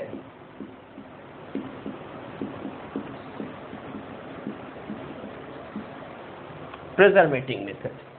सबसे फर्स्ट, यदि मान लिया जाए आपके पास ड्राई स्पेसिमेन है, कोई इश्यू नहीं है, फिर आराम से रखा जा सकता है। तो पहला तो हुआ ड्राई स्पेसिमेन। जब ड्राई स्पेसिमेन है आपके पास तो कोई इश्यू नहीं होगी। ड्राई स्पेसिमेन किसका हो सकता है, ऑफ प्लांट एंड एनिमल्स, तो कोई प्रॉब्लम नहीं है। आप क्या करेंगे, जैसे है उसी फॉर्मेट में लाना है और उसको डिस्प्ले करना है, ड्राई है, नो प्रॉब्लम। प्रॉब्लम हो सकती है जब सेकेंड मेथड हम यूज करें कि हमारे पास वेट स्पेसिमेन है। वेट का मतलब ये हुआ कि यदि मान लो कोई ऐसा ऑर्गेनिज्म हमने लिया है जो पूरी बॉडी फ्लेश के साथ है, राइट। तो वैसी स्थिति में या प्लांट हो या एनिमल, ये दोनों हो सकते हैं। Wet specimen of plant and animals, दोनों में से कोई भी हो सकता है। वहां हमने ड्राई लिया था और यहां क्या ले लिया हमने, वेट, राइट। वेट का मतलब भींगा हुआ, मतलब फ्लेश है उसके ऊपर। ऐसे चीजों के लिए हमें क्या करना होता है, प्रिजर्वेटिंग सॉल्यूशन यूज करना होता है। और प्रिजर्वेटिव सोल्यूशन के रूप में हम फॉर्मेलिन का यूज करते हैं या अल्कोहल का यूज करते हैं। दोनों में से जो सबसे ज्यादा कॉमन है वो होता है फॉर्मेलिन। फॉर्मेलिन का बड़ा कॉमन यूज होता है एज प्रिजर्वेटिव सोल्यूशन। ये नीट के एग्जाम में आ चुका है कि सबसे कॉमन प्रिजर्वेटिव सोल्यूशन कौन है यदि हम वेट स्पेसिमेन यूज कर रहे हैं प्रिजर्वेशन के लिए, तो वो कौन है? फॉर्मेलिन। तो ये तो दो बातें हो गई कि ड्राई के साथ ऐसा लेके रखना है हमारा, वेट होगा तो भाई ऐसे करेंगे, राइट। तीसरा एक और मेथड है, थर्ड मेथड, कि यदि आपको, है ना, थर्ड मेथड है इंसेक्ट्स के बारे में, राइट, इंसेक्ट्स के बारे में। तो इंसेक्ट्स के लिए क्या करते हैं, इनके लिए मेथड यूज किया गया कि भाई आप ऐसा करो, उसके लिए CKP 3 टर्मिनोलॉजी यूज करते हैं। आपको अगर सर ये क्या है CKP, तो भाई इसके लिए सबसे पहला स्टेप ये है कि आपको क्या करना है, इंसेक्ट जो आपको मिल रहा है उसको पहले आप पकड़ो, दिस इज कॉल्ड कलेक्शन। पहला काम कलेक्शन, उसके बाद उसको मारना है, किलिंग यदि वो जिंदा है तो, और फिर उसको अच्छी तरीके से रखने के लिए हम पिनिंग करते हैं। तो 3 स्टेप हो गई, पहला कलेक्टिंग या कलेक्शन, दूसरा किलिंग और तीसरा पिनिंग, पिन करेंगे। इसके लिए पिन करने के रखने के लिए, इंसेक्ट को रखने के लिए एक स्पेशल इंसेक्ट बॉक्स होता है, और इसी इंसेक्ट बॉक्स में जो स्टैंडर्ड साइज का होता है उस इंसेक्ट को रख दिया जाता है ताकि उसको प्रॉपर तरीके से उसका डिस्प्ले किया जा सके, कौन से स्ट्रक्चर्स हैं, क्या नाम है उस इंसेक्ट का, and all the details, right. तो इस तरीके से पहला हमने बात करी कि भाई हमने क्या लिया, ड्राई स्पेसिमेन की बात करी, आराम से स्पेस कर लिया। दूसरा वेट स्पेसिमेन की बात हुई। तीसरे में हमने बात करा यदि हम इंसेक्ट ले रहे हैं तो इंसेक्ट के केस में हमें 3 स्टेप में काम करना होगा। पहला काम कलेक्शन, फिर किलिंग, फिर पिनिंग, और डिस्प्ले करने के लिए इंसेक्ट बॉक्स यूज करते हैं ताकि उस इंसेक्ट का प्रॉपर डिस्प्ले हो सके, राइट। नाउ इसके अलावा फोर्थ स्टेटमेंट आइए देखें, फोर्थ मेथड क्या है। This is very interesting. कैसे? कहा कि मान लिया जाए कि यदि आपको दिया गया है लार्जर एनिमल्स, यदि लार्जर एनिमल्स की बात हो रही है, सपोज करो यदि किसी मैमल्स की बात हो रही है या बर्ड्स की बात हो रही है, तो कहा कि इसके लिए आप क्या करोगे, इसका प्रिजर्वेशन कैसे करोगे यदि वो डेड बॉडी ही है तो कहा वो हमारे एनसीईआरटी में ये लिखा कि यदि लार्जर एनिमल्स आते हैं, तो ज्यादा तो नहीं लिखा अपने एनसीईआरटी में, उन्होंने बहुत शॉर्ट में लिख के बात को खत्म कर लिया कि भाई ऐसा मिलता है तो हम क्या करेंगे, यदि इस तरह से हमें मिलता है तो ऐसे एनिमल जिसकी साइज लार्ज साइज का होगा हम क्या करेंगे, डायरेक्टली बॉडी जो होगी, body is stuffed and preserve. अब आप समझे, बस इतनी बात लिखी गई एनसीईआरटी में, बट मैं इसको ओपन करता हूं, डिस्क्लोज करता हूं क्या कहने का मतलब है इनका। होता क्या है कि पहले लैंग्वेज समझते हैं। साइज यदि लार्ज हो गया, जैसे कि यहाँ तो इंसेक्ट्स की बात हो रही थी, अब सीधे हम मैमल्स पे आ गए तो साइज तो लार्ज हो गया, बर्ड्स पे आ गए, बड़ी साइज की बात हो रही है। तो ऐसे जो हमारे ऑर्गेनिजम्स होंगे, डेड होने के बाद हम एक खास तरह का केमिकल्स के साथ उनकी ट्रीटमेंट करते हैं, और उस ट्रीटमेंट के साथ कुछ केमिकल स्टफिंग किया जाता है उसके अंदर बॉडी का और बॉडी के ऊपर, एंड सच बॉडी को फिर प्रिजर्व करके रख दिया जाता है। इसलिए एनसीईआरटी ने बड़ा सिंपल लाइन लिखा कि ऐसे बॉडी को directly body is stuffed, stuffing कर दी केमिकल के साथ और प्रिजर्व, और उसको प्रिजर्वेटिव में रख दिया। अब आइए थोड़ा सा इसको और डिस्प्ले करते हैं। मैमल्स, हम भी तो मैमल्स हैं, ह्यूमन बॉडी भी मैमल्स है, तो अब इसका कैसे करते हैं। अब आप जाओगे, डॉक्टर बनोगे, आप जाओगे फर्स्ट ईयर में, तो आप जाओगे वहां पे भी सॉगरी होता है, डेड बॉडी हाउस। वहां पे क्या होता है, वहां भी तो रखी डेड बॉडी को रखा गया आपको पढ़ने के लिए। तो वो डेड बॉडी भी क्या है, लार्ज एनिमल्स की बात हो गई। डेड बॉडी एज सच पूरी बॉडी रखी हुई है, डायरेक्टली बॉडी जो स्टफ किया हुआ है इसके ऊपर और उसको रखा हुआ है। इस प्रोसेस को जो हम लार्जर एनिमल्स के लिए लेते हैं, यदि हम उसकी बात करें तो आप देखोगे कि भाई उसके लिए क्या करते हैं क्या करते हैं उसके लिए। तो लार्जर बॉडीज की यदि हम बात करें, इन लार्जर बॉडी की, राइट, तो इसके लिए बोलते हैं एम्बैमिंग करते हैं। एम्बैमिंग का मतलब होता है जो आप इसमें जो केमिकल्स होते हैं वो एम्बैमिंग केमिकल्स होते हैं, राइट। एम्बैम प्रोसेस का नाम है या उसको एम्बैबिंग बोलते हैं। और यहाँ पे एम्बैबिंग केमिकल्स होती है। इस केमिकल्स में क्या होता है, फॉर्मल्डिहाइड होता है, ह्यूमिटेंट्स होते हैं, राइट। उसके अलावा बहुत सारे केमिकल्स होते हैं जिसको हम मिलाते हैं, इसको इसलिए इसको एम्बैमिंग केमिकल्स बोलते हैं। वो जो बॉडी पे लगा दी जाती है, right, then body remain as such. फिर उसको लो टेम्परेचर पे हमने क्या कर लिया, प्रिजर्व कर लिया, and it will remain as such. ऐसा ही रहेगा लंबे समय तक। हम चाहें तो जाएंगे उस बॉडी को देख के पढ़ सकते हैं, राइट। तो दिस इज द कंसर्न कि भाई डायरेक्टली बॉडी को हम स्टफ करते हैं और प्रिजर्व करते हैं, राइट। एक और जो लास्ट हम देखें मेथड यूज किया गया है वो क्या है, वो है किसी एनिमल्स का यदि आपको पढ़ाना है, एक और अच्छा मेथड है जो अब म्यूजियम में दिखता है कि डिफरेंट स्केलेटन सिस्टम ऑफ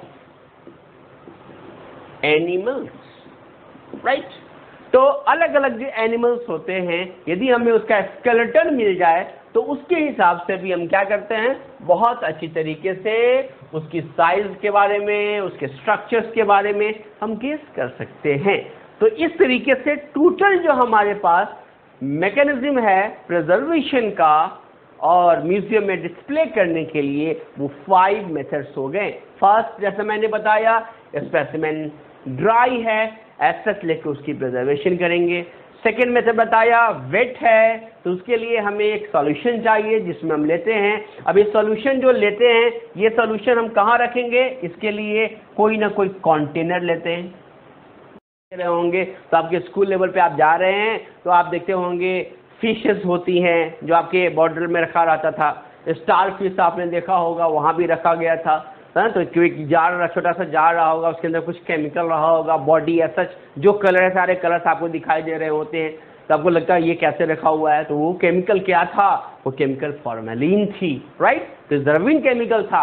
पूरी फ्लैश आपको उस ऑर्गेनिज्म की दिखाई दे रही है, एज सच वो उसी फॉर्म में है, कोई भी उसमें खराबी नहीं आएगी, लंबे समय तक आप उसको देख सकते हो और उसको डिस्प्ले कर सकते हैं। तो this is also type of museum in your school और कॉलेज लैबोरेटरी, तो वहाँ भी एक है हमारा, राइट। तो इस तरीके से हम क्या करते हैं, वेट जो भी स्पेसिमेन होंगे उसको जार या कंटेनर में फॉर्मेलिन होगा उसमें रख के हम उसको डिस्प्ले करते हैं।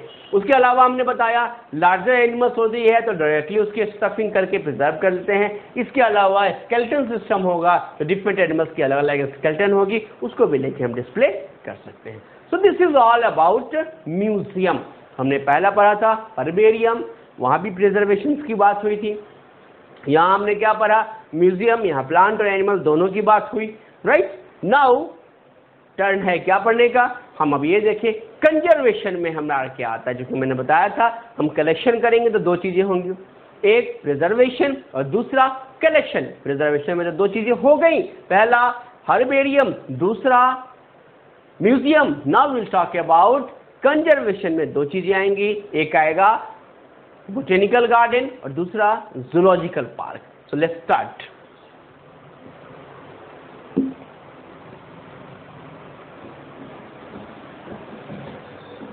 आप सभी जरूर कभी न कभी आप गए होंगे बोटेनिकल गार्डन, राइट, या बड़ा फेमस होता है बच्चों को घुमाने के लिए। पेरेंट्स हर साल गर्मी की छुट्टियों में या हाँ, वैकेशन जब भी मिलती है बच्चों को ले जाते हैं जू, चिड़ियाघर। तो यही चिड़ियाघर या जो बोटेनिकल गार्डन है, वनस्पति उद्यान, इन दोनों के लिए बड़ा ही अच्छा जगह होता है बच्चों को के नॉलेज को इनरिच करने का। आइए समझे, अब हम बात कर रहे हैं, हम कंजर्वेशन सेंटर की बात कर रहे हैं। इसको हम कंपैरेटिव लेते हैं ताकि आपको आराम से समझ में आ जाए। कंजर्वेशन सेंटर, अब यहाँ पे मैंने कहा दो चीजें आएंगी, राइट। पहला हमने जो लिया है वो है बोटेनिकल गार्डन,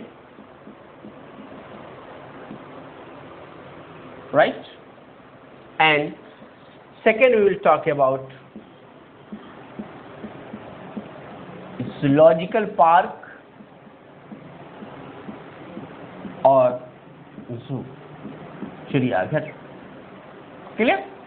नाउ तो सबसे पहली बात हम ये करें, याद करो मैंने बताया था आप लोगों को कि जब कंजर्वेशन होती है तो दो तरह की कंजर्वेशन होगी। एक ऐसा कंजर्वेशन जहां जिस जगह पे है वही कंजर्व किया जाए, इसे हमने कहा था इन सीटू कंजर्वेशन। लेकिन अब जो बात हो रही है वो इन सीटू नहीं है, मैंने बताया था कल ही, ये ऑफ साइट मतलब बाहर जाके प्रिजर्व करते हैं। याद रखना है कि फर्स्ट कि इसमें कंजर्वेशन मेथड कैसा है, तो याद रखना है आपने, जो कंजर्वेशन मेथड है वो क्या है, इन सीटू नहीं है, ये एक्स सीटू है।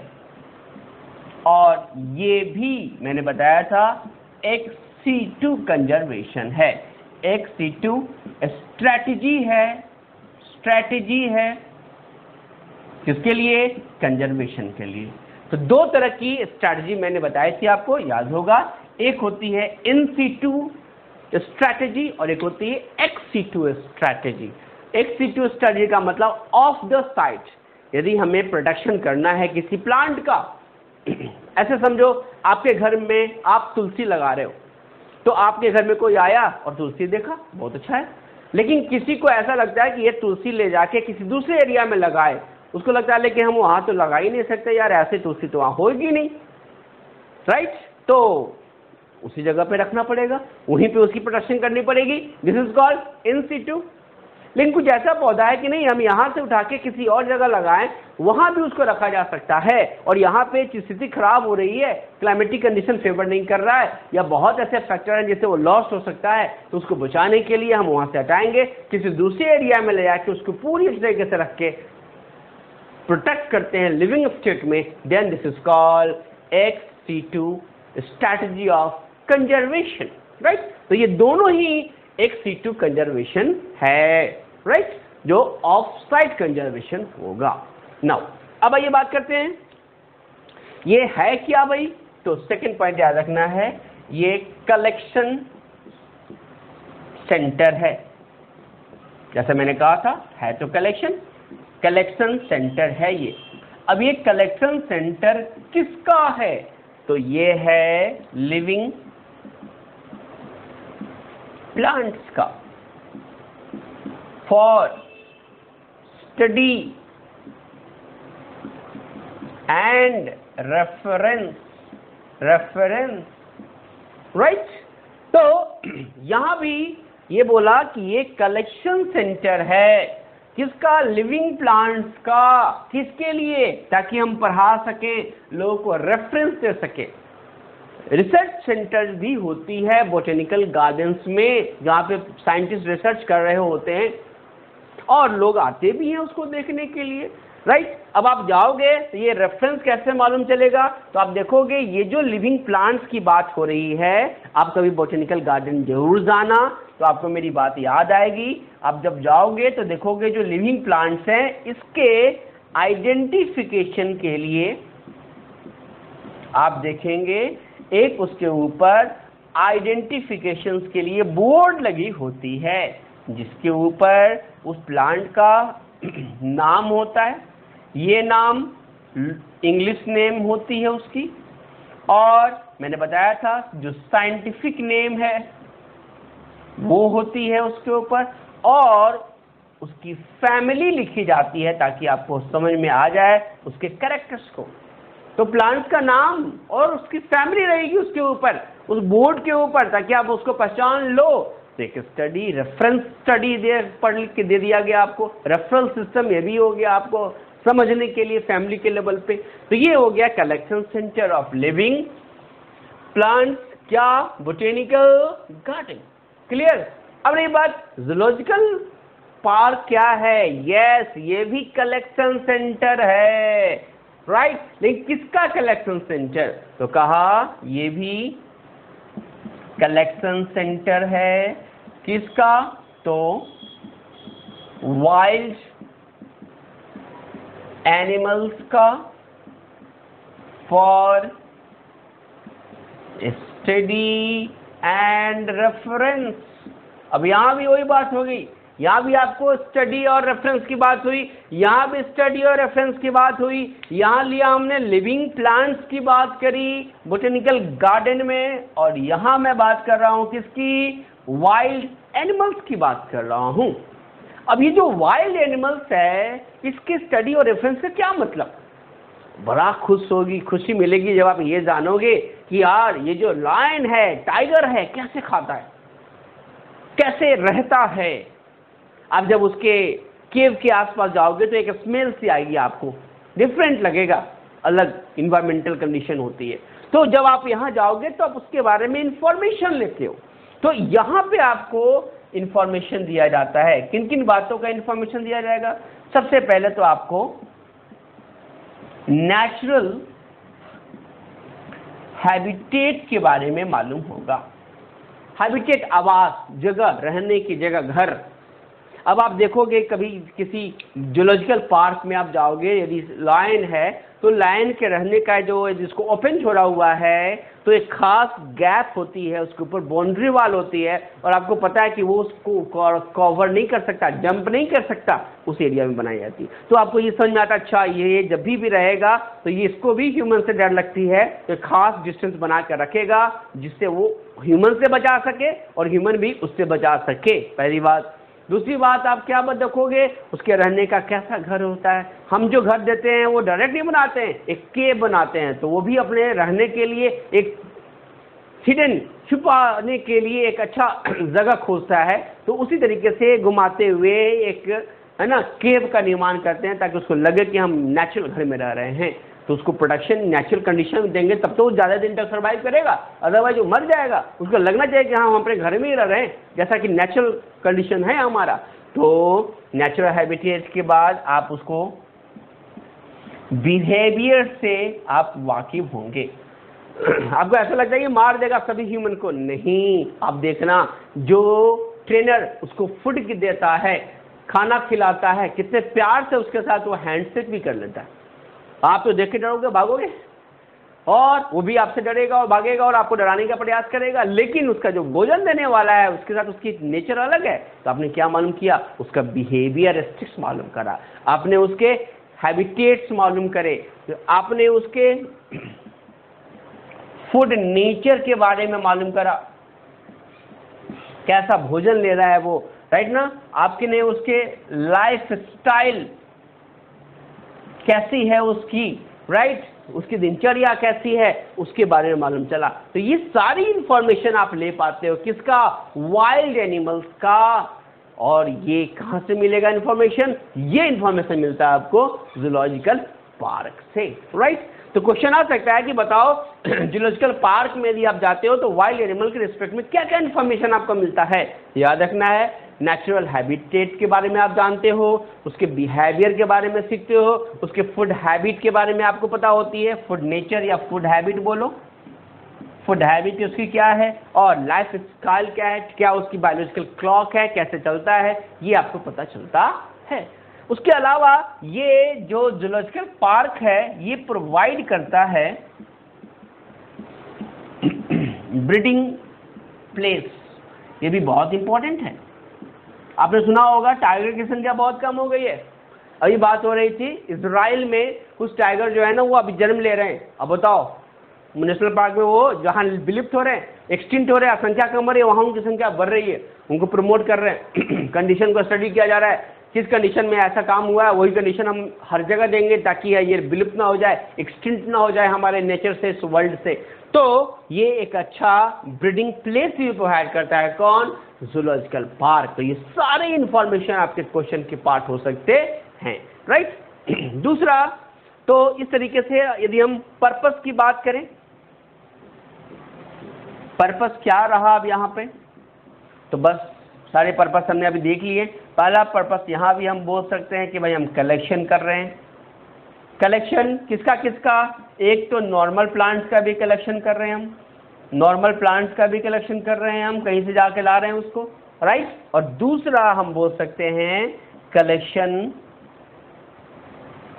Of endangered plants.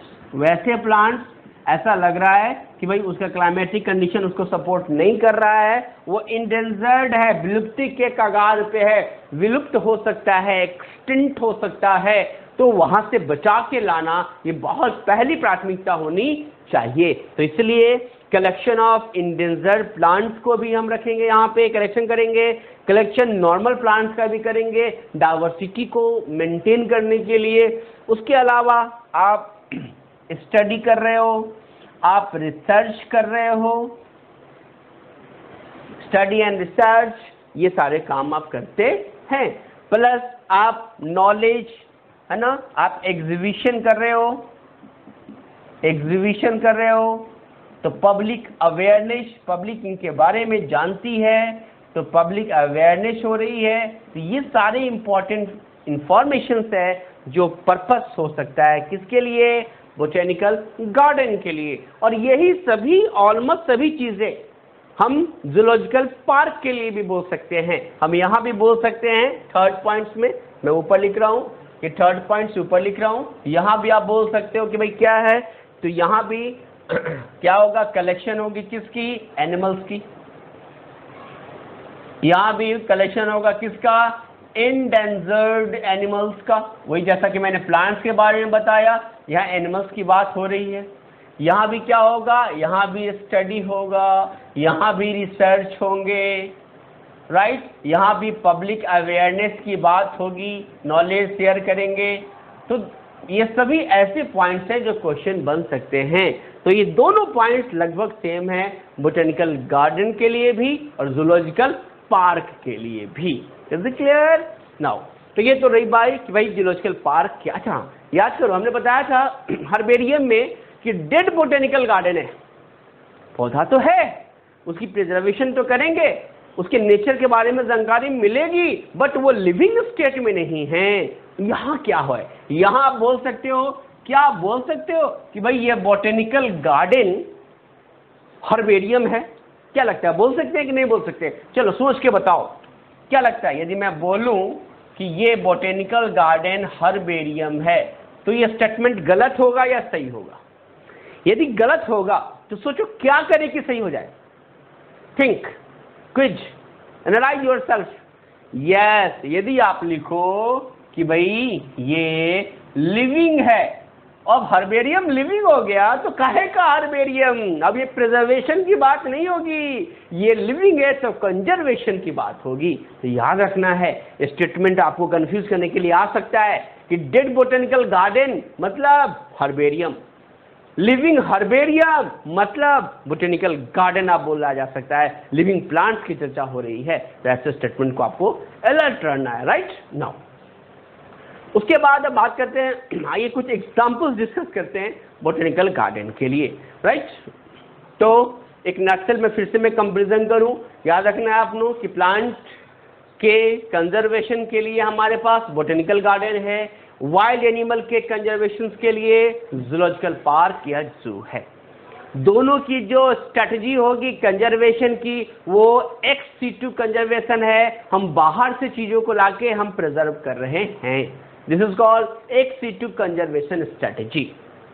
तीसरी पॉइंट, क्या पर्पस है, कैसे बताएंगे लोगों को, तो मैंने बताया इसके आइडेंटिफिकेशन के लिए प्लांट के नाम लिखे जाते हैं और हम उसकी फैमिली की चर्चा करते हैं। जूलॉजिकल पार्क में हम क्या क्या देखते हैं, हम हैबिट देखते हैं, उस हैबिटेट देखते हैं, बिहेवियर पढ़ते हैं, लाइफस्टाइल पढ़ते हैं, इससे जानकारी हमें प्राप्त होती है, राइट। तो इस तरीके से 2 स्टेप्स हो गए, zoological park and botanical garden. अब मैं बात कर रहा हूं एग्जाम्पल्स की। यदि हम एग्जाम्पल लें, अभी चर्चा हो रही थी म्यूजियम, और वहां पे एक निमोनिक मैंने दिया था नील। ठीक उसी तरीके से यदि यहां भी मैं आपको निमोनिक्स देना चाहूं तो नील ही है। अब आपसे कोई पूछे भाई बोटेनिकल गार्डन का कुछ एग्जाम्पल बताओ, तो बोलना यार इंडिया में तो नील है। याद रहेगा, इंडिया में बोटेनिकल गार्डन नील है। अब लोग सोचेंगे बस बोलने का मतलब क्या यार, नहीं है क्या, तो याद रखना है इंडिया में बोटेनिकल गार्डन, वर्ल्ड में बोटेनिकल गार्डन की बात करें तो वर्ल्ड पे ज़्यादा क्वेश्चन अब नहीं आता, बट एक जानकारी आपको थोड़ी होनी चाहिए एटलीस्ट नाम के बेसिस पे। तो वर्ल्ड में मैंने एक नाम पहले भी सुनाया था, आपको याद होगा, वो नाम था RBZ, जो क्यों में है, लंदन। याद आया? यस, वही है जहां पे मैंने बताया था लार्जेस्ट हर्बेरियम सेंटर भी यहां पे है। हाँ, और ये कौन है, ये है royal botanical garden. Royal botanical garden world का लार्जेस्ट बोटेनिकल गार्डन माना जाता है, लार्जेस्ट बोटेनिकल गार्डन है, राइट ना। नाउ वर्ल्ड का अलग अलग इसमें इंफॉर्मेशन है, राइट। नाउ अब रही बात इंडिया की, तो मैं बताता हूं बच्चों को, याद रखना कि इंडिया में नील है, याद रहेगा, इंडिया में, राइट। कोई न कोई कीजिए, क्या था वहां पे, national museum of natural history Delhi में था, एक था इंडियन म्यूजियम कोलकाता में, एक था लॉवर म्यूजियम पेरिस में। नील वहां भी बताया था, NIL, यहां भी नील ही बता रहा हूं, NILL। ये क्या है, ये नील क्या है, कैन गेस, याद कीजिए, NBRI, जरूर आपने नाम सुना होगा, अपने उत्तर प्रदेश, यस, लखनऊ, राइट। तो योगी आदित्य जी जिसके अभी CM है, तो यहां पे देखो ये जो लखनऊ है, लखनऊ में NBRI है, national botanical research centre, NBRI, national botanical research institute बोलते हैं, राइट। तो ये है, ये IBZ, इसकी चर्चा भी मैंने की थी, याद होगा आपको, हर्बेरियम में। और ये कहाँ है, yes, Kolkata, IBZ, Indian botanical garden, right. ये national botanical research institute, right. अब आइए बात करते हैं तीसरा, ये है लाल बाग, नाम जगह का याद है क्या, लाल बाग बोटेनिकल गार्डन। यस, लाल बाग बड़ा फेमस जगह है बेंगलोर का, तो ये बेंगलुरु में पाया जाता है। और एक है लॉयड बोटेनिकल गार्डन, और ये आपका है दार्जिलिंग में, राइट, दार्जिलिंग। तो 4 आपको बहुत फेमस है जिसको याद रखना चाहिए। एक और है बहुत famous, government botanical garden Saharanpur, ये भी उत्तर प्रदेश में ही है।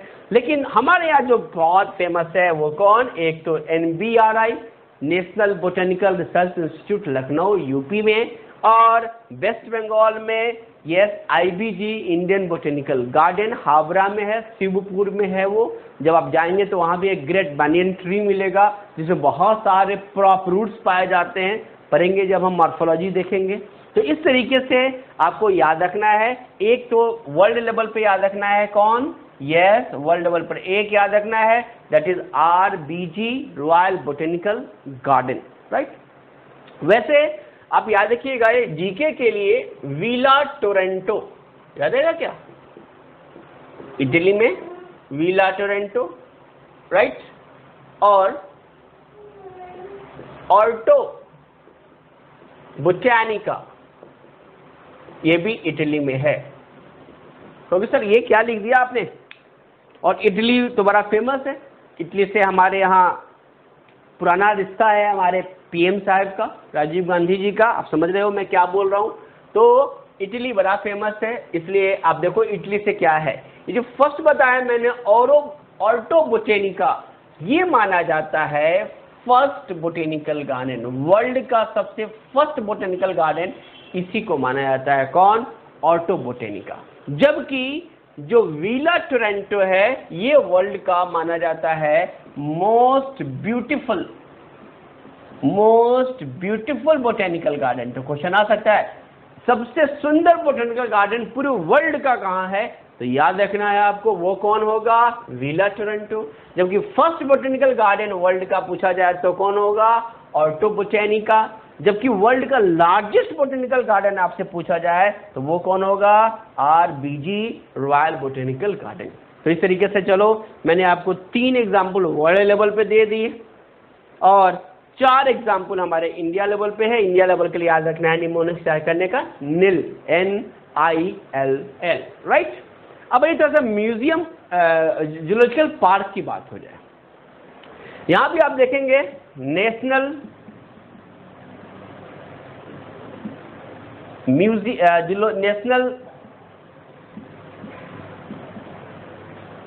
जूलॉजिकल पार्क, ये आपका न्यू दिल्ली में है, वेरी फेमस।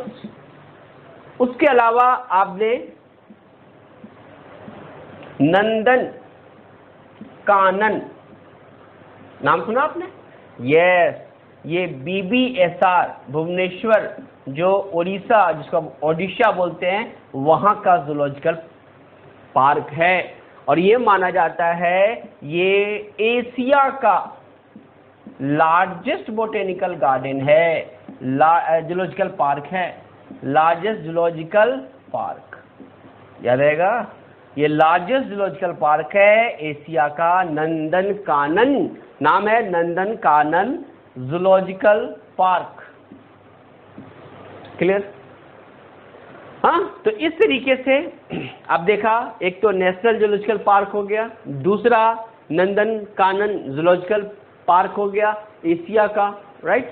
तो इस तरीके से हमारे पास कुछ एग्जांपल्स हो गए किसके? नेशनल पार्क के, जूलॉजिकल पार्क के। अच्छा, नेशनल पार्क भी कभी कभी वर्ड आ जाता है, तो याद रखना है जो नेशनल पार्क होता है वो बिल्कुल याद रखना है आपको। कभी कभी बच्चे कंफ्यूज हो जाते हैं उसके नाम को लेके, तो याद रखना है कि जो नेशनल पार्क है वो national park in situ conservation है।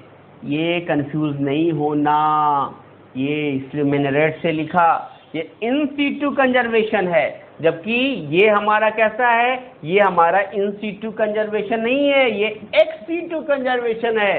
तो ये नेशनल पार्क अलग चीज है और जूलॉजिकल पार्क अलग है। बस में गई। नेशनल पार्क वर्ल्ड का लास्ट सबसे बड़ा नेशनल जो पार्क है वर्ल्ड का, उसको बोलते हैं हमारा क्रूजर में है, साउथ अफ्रीका में। तो national park in situ conservation है, zoological park ex situ conservation आएगा। याद आएगा? तो यहाँ पर याद रखना है, इससे कंफ्यूज नहीं होना है। नेशनल पार्क कभी कभी आ जाता है तो बच्चे सोचते हैं सर ये क्या हो सकता है, तो ये एक्स सीटू कंजर्वेशन नहीं है, इन सीटू कंजर्वेशन है। नेशनल पार्क हो गया, सेक्रेड लेक हो गए जो बहुत पुण्य जो झरना है वो हो गया, सेक्रेड कुछ प्लांट्स हैं जो वहीं पे दिखेंगे, दूसरी जगह नहीं मिलते हैं, राइट। तो ये सारे बायोस्फीयर रिजर्व है, ये सभी कैसे हैं? ये सभी इन सीटू कंजर्वेशन हैं। जब इकोलॉजी पढ़ेंगे क्लास 12 में इसको डिटेल पढ़ना है आपने, राइट। तो खैर, तो इस तरह से हमने अभी क्या पढ़ लिया? Botanical garden and zoological park पढ़ा। तो in this way we studied about the taxonomic aid, जिसमें पहला था हर्बेरियम, राइट, दूसरा था म्यूजियम के बारे में, तीसरा कलेक्शन सेंटर में 2 आएगा, एक हमने पढ़ा बोटेनिकल गार्डन के बारे में, and third fourth we studied about the zoological park. Okay, so in the next class we will study about identification जब हम करते हैं तो उसके लिए हमें की जरूरत होती है, and that is called taxonomic की। तो हम उसमें पढ़ेंगे टैक्सोनॉमिक की क्या है, जो अपने एनसीईआरटी फर्स्ट चैप्टर का लास्ट टॉपिक है।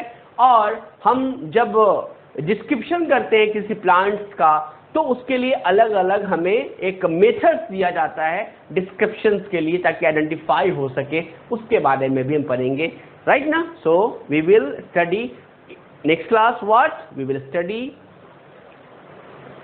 taxonomic key and flora, fauna, manuals and catalog. Okay.